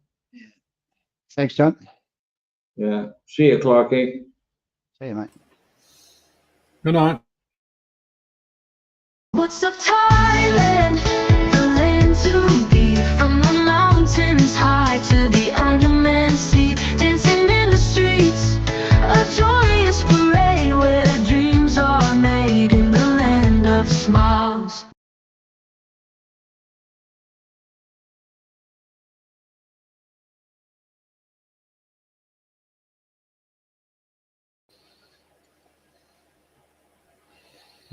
I'm clicking on end stream, but I don't think we've ended. No, we haven't. No, we'll get there. Well, eventually. I'm clicking on it. I'm clicking on it, bro. Yeah. Stay in the studio until the outro video is finished playing, or the broadcast may not end properly. Oh, it says here. That's cool. Play outro and then. What's up, Thailand? The land to be. From the mountains high to the Andaman Sea, dancing in the streets, a joyous parade where dreams are made in the land of smiles.